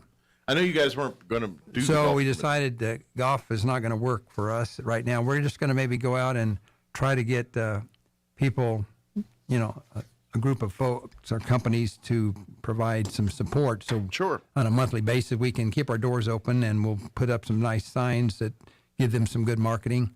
And we'd mention their names here in the radio, but also would have the signs when they come in that say, thanks to so-and-so, we're open, and then have another sign that says these are the people that have helped us in the past, so that they always have their name out there kind of where people can see.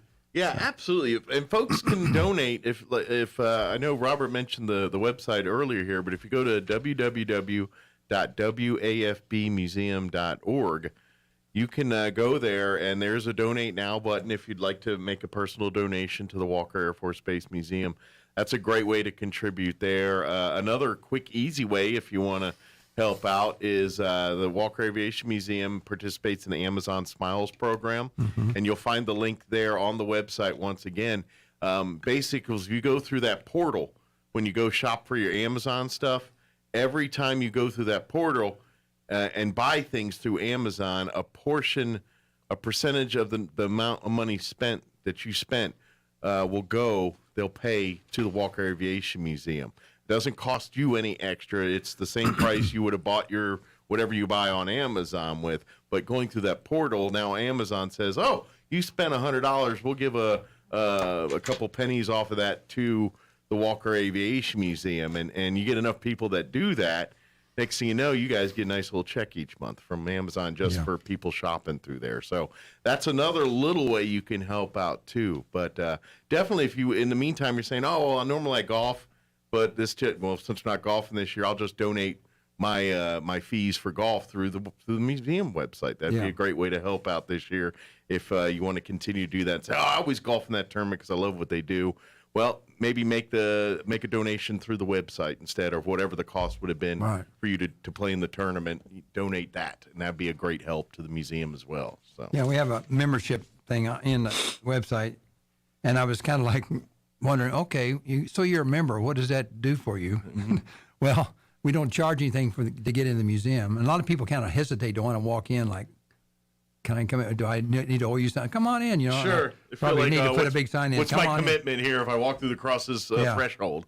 Yeah, and we've got now 2 touchscreen computers that are on, and you can walk in, and we have a nice sign that Southwest Printers put together for us that kind of describes what it is, and you touch the screen, and you get a 2-minute, pictures and a verbal history of the Atlas missile, and you touch the other screen, you get a 2-minute picture and verbal history of the Walker Air Force base, so that's one thing. And then the big computer screen that we have that we show the kids on different careers I'll talk about in a second.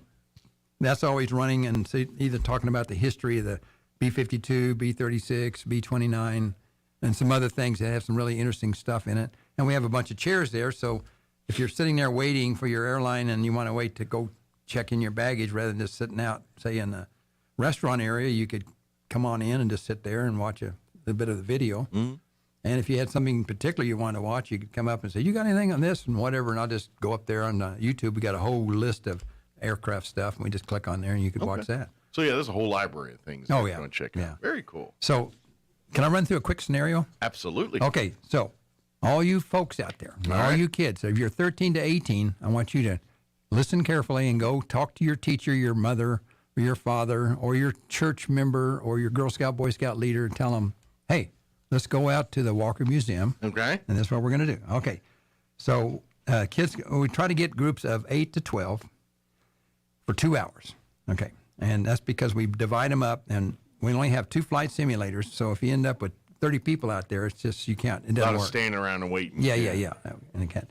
So you walk in, we give you a short history of the Walker and the Atlas missile with those touch screens, and also some other quick history of the Walker Museum. And then we give them about a 10-minute video briefing on the flight simulator and how it works. It's from Jay Liboff. He's out in California. He's a designer of the system. And these things can fly, well, they're going to fly a 172, but it'll fly about 50 different aircraft and land at any place you want to in the world. So you get a pilot walks in and he says, oh, okay. I said, yeah, we have 172 there, and you can see that. And I said, well, you could also select F-22 Raptor and land at Istanbul, Turkey at 9 o'clock at night, So you select the time, you can select the location, and it's a Lockheed software that's really accurate worldwide as far as different things. Okay, so then after the 10-minute video, students break into 2 groups, and 4 to 6 students proceed to the 2 flight simulators where a couple of our staff will guide them through the aircraft taxiing, maybe aircraft takeoff and a flight, some type of flight scenario. And this lasts for about 40 minutes. So that's why we go with 8 to 12, because then you have 2 on each simulator or 3. Okay. for 40 minutes. So if you end up too many people, you just don't have enough time on there. Then the other second group of 4 to 6 students are seated in front of a large computer screen and are given 3 the 7-minute minute videos. So we have 11 videos that we show them. The first one is on developing a Venn diagram. It's called No Regrets on How to Choose a College Major. So you get a middle school student in, and that way it gives them some ideas of what he may want to focus on a little bit as he gets in high school, or if he's a high schooler getting ready to go to college, kind of talks about, what you're good at and what people will pay you for and what you're passionate about. Okay. And then the middle there is that what your good career would be. Okay. If you're passionate about that. Then the next would be science, technology, and math, a STEM overview video. And then we have careers in aviation video. Eastern New Mexico Roswell Aviation Maintenance Technician Program. We got that video from them, from Eastern New Mexico University Roswell. A day in the life of a wind turbine engineer. People always like that one. Crumlin Auto Group and Eastern New Mexico University Roswell Auto Mechanic Program. We got a nice little video from them. Okay. Energy careers, energy cluster, and another one is oil well workers career video. What does a registered nurse do? Then another one's architectural engineering versus architecture. What's the difference? And then so you want to be a physician assistant. So anyway, those are just 10 little shotgun things of different things they look at, and they're all done differently, but 3 to 7 minutes long. And by that time they get through with that, then they go over and fly the flight simulators. Okay. Or the group that was flying the flight simulators come back and do that. So basically, cool. That's what we do.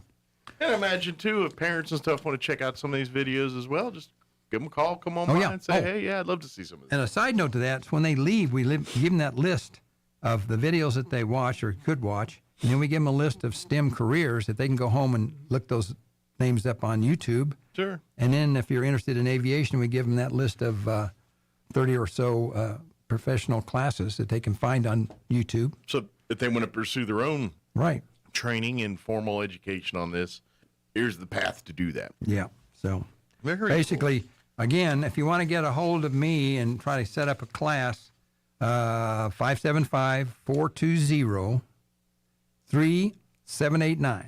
Very good. And then text me. Don't try to call me. Just text me, and I'll get back to you, and we'll set up something with your school group.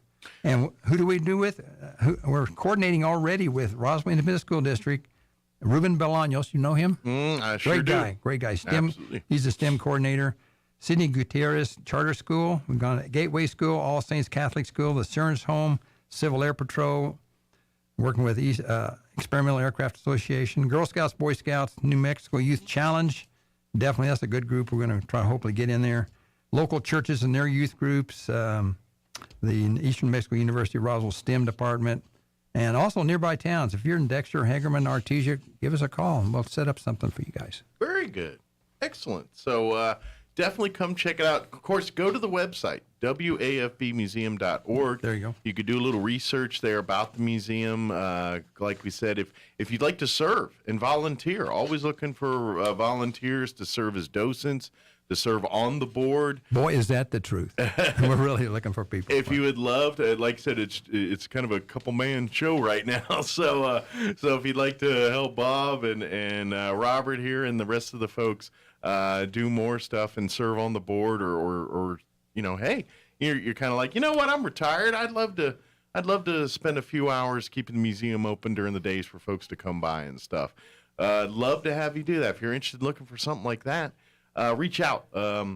It kind of pre-COVID, we had some great folks that were doing that and stuff, and then unfortunately life happens and they moved away and things. So some of your stalwart volunteers no longer live in the area here. But so if there's folks listening, would love, maybe you're retired or maybe independently wealthy and you get whatever it is, but you got time during the day and you're like, you know what, I'd love to do this and you love history or maybe you got family that has a connection to Walker, whatever it is, but we'd love to have you be a part of it. Yeah, and we got some STEM items.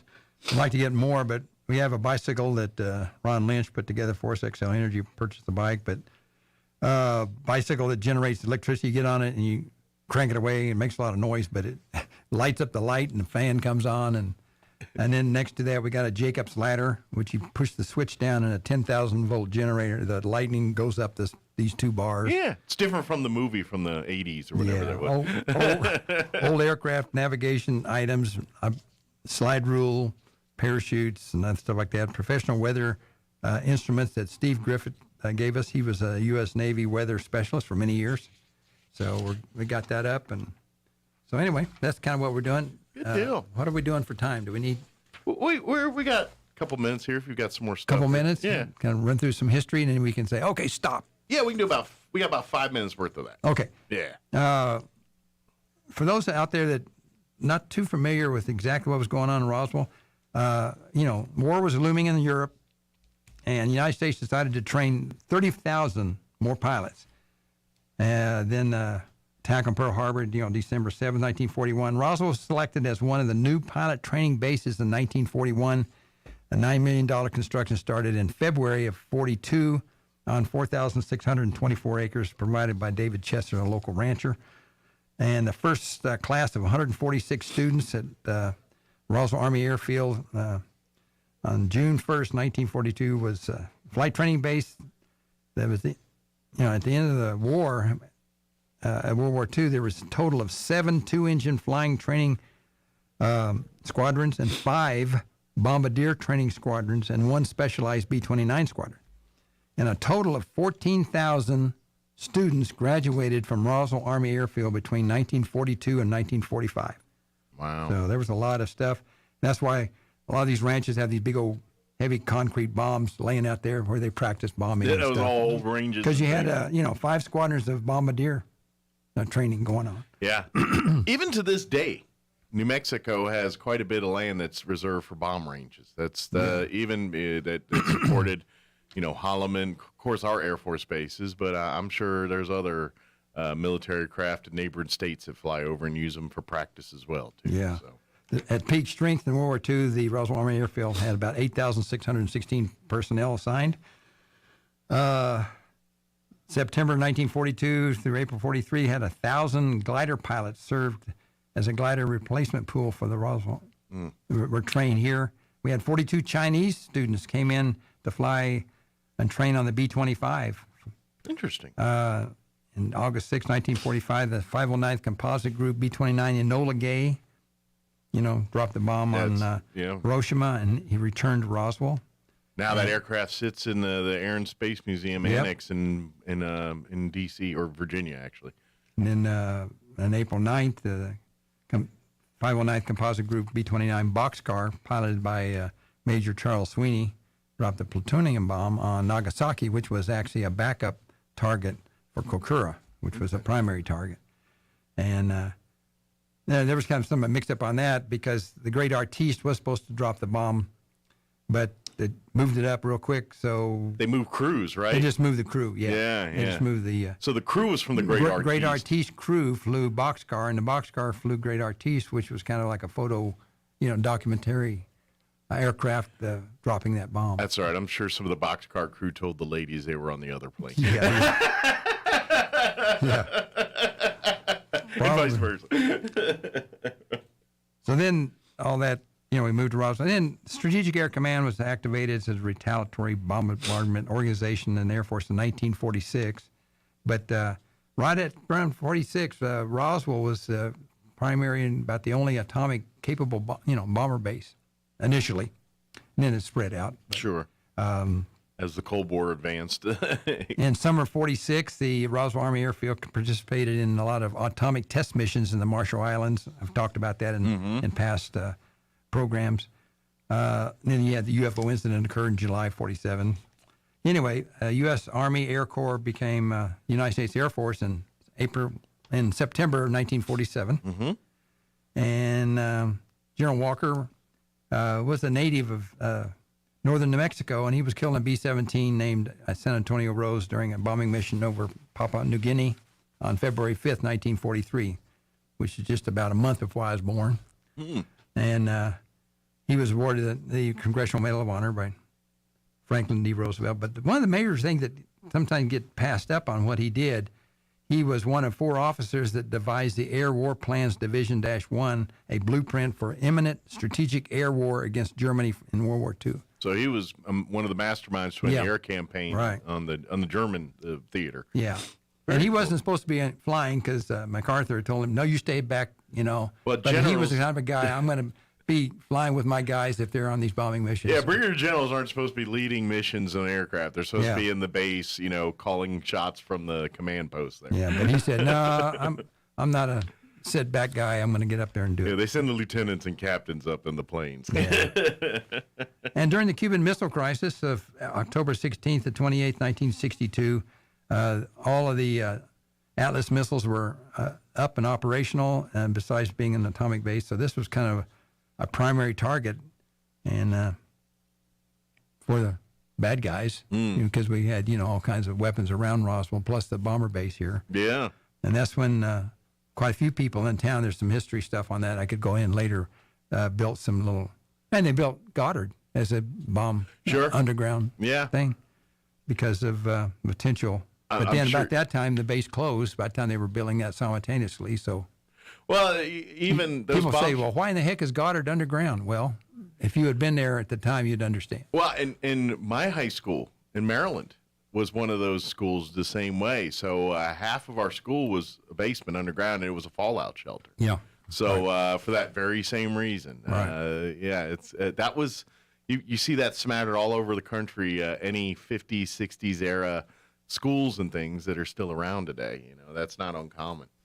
And then, of course, in 65, the Atlas was closed. That's because there's a liquid fuel. They actually had 3 missiles blow up during a refueling, and no one was killed, luckily, and no weapons were on them at the time. Fortunately, they're well designed so that the fuel part, when it goes up, is designed not to cook off the nuke part. Right. That's by design, so it's a fail-safe. And by that time, they were getting the solid fuel rockets like the Minuteman missiles and stuff, so they shut that down, and that was all those missile stuff was moved further north.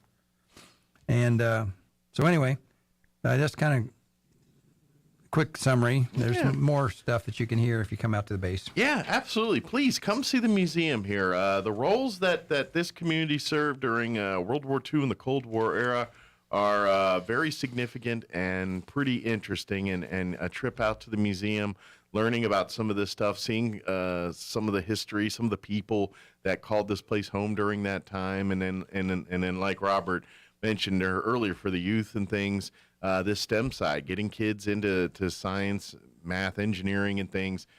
Maybe a few pilots even out of this stuff. But we want to definitely encourage kids to come out, encourage families to come and see this stuff and understand the history that's right here in your own backyard too. That's something. Yeah, because I was hearing, and this may not be accurate, but someone was saying that if you look at all the aircraft mechanics scattered around the United States, like the average age is 58 years old. Oh, wow. And but there's a whole bunch of aircraft mechanics that are going to be retiring here in the next few years, and there's all kinds of good, high-paying jobs available if you get trained for that. I got a funny feeling a majority of those people come from military backgrounds too, because you can go. Yeah, because you already had been doing that, and you just go into. You join the military and you go in as a crew chief or something. They kind of give you all that training, and then you get out and you basically take a test for your civilian license version, and you're off. The oyster's your world with some of these career opportunities and things. So. Yeah, Bob Donnell, he was 6 years in the Army. His dad was a B-29 pilot in World War II, and he was flying out of Walker at one time. My dad was a B-29 crew chief during World War II. That's why I was born in Kansas. Okay. So I always kind of laugh at people say, "Were you born in Roswell?" I said, "No, I was conceived in Roswell, but I was born in Kansas because my dad was fighting the war in South Pacific." But anyway, that's a kind of background that. And I was in the Air Force 30 years, but. And came back to Roswell because that's kind of where I grew up. And anyway, there you go. Awesome. Well, thank you. Appreciate it as always. WAFBmuseum.org is the website to learn more. And like I said, AA.com if you want to see the flight schedule and find out what times, like I said, the museum's open around the flight schedule there when the flight's open. And be sure to go vote. That's right. Today is that day. Okay. Vote. Go to one of the 6 locations and vote. Well, thank you, sir. We'll see you next time. Thank you. Thank you, Mike. Anytime.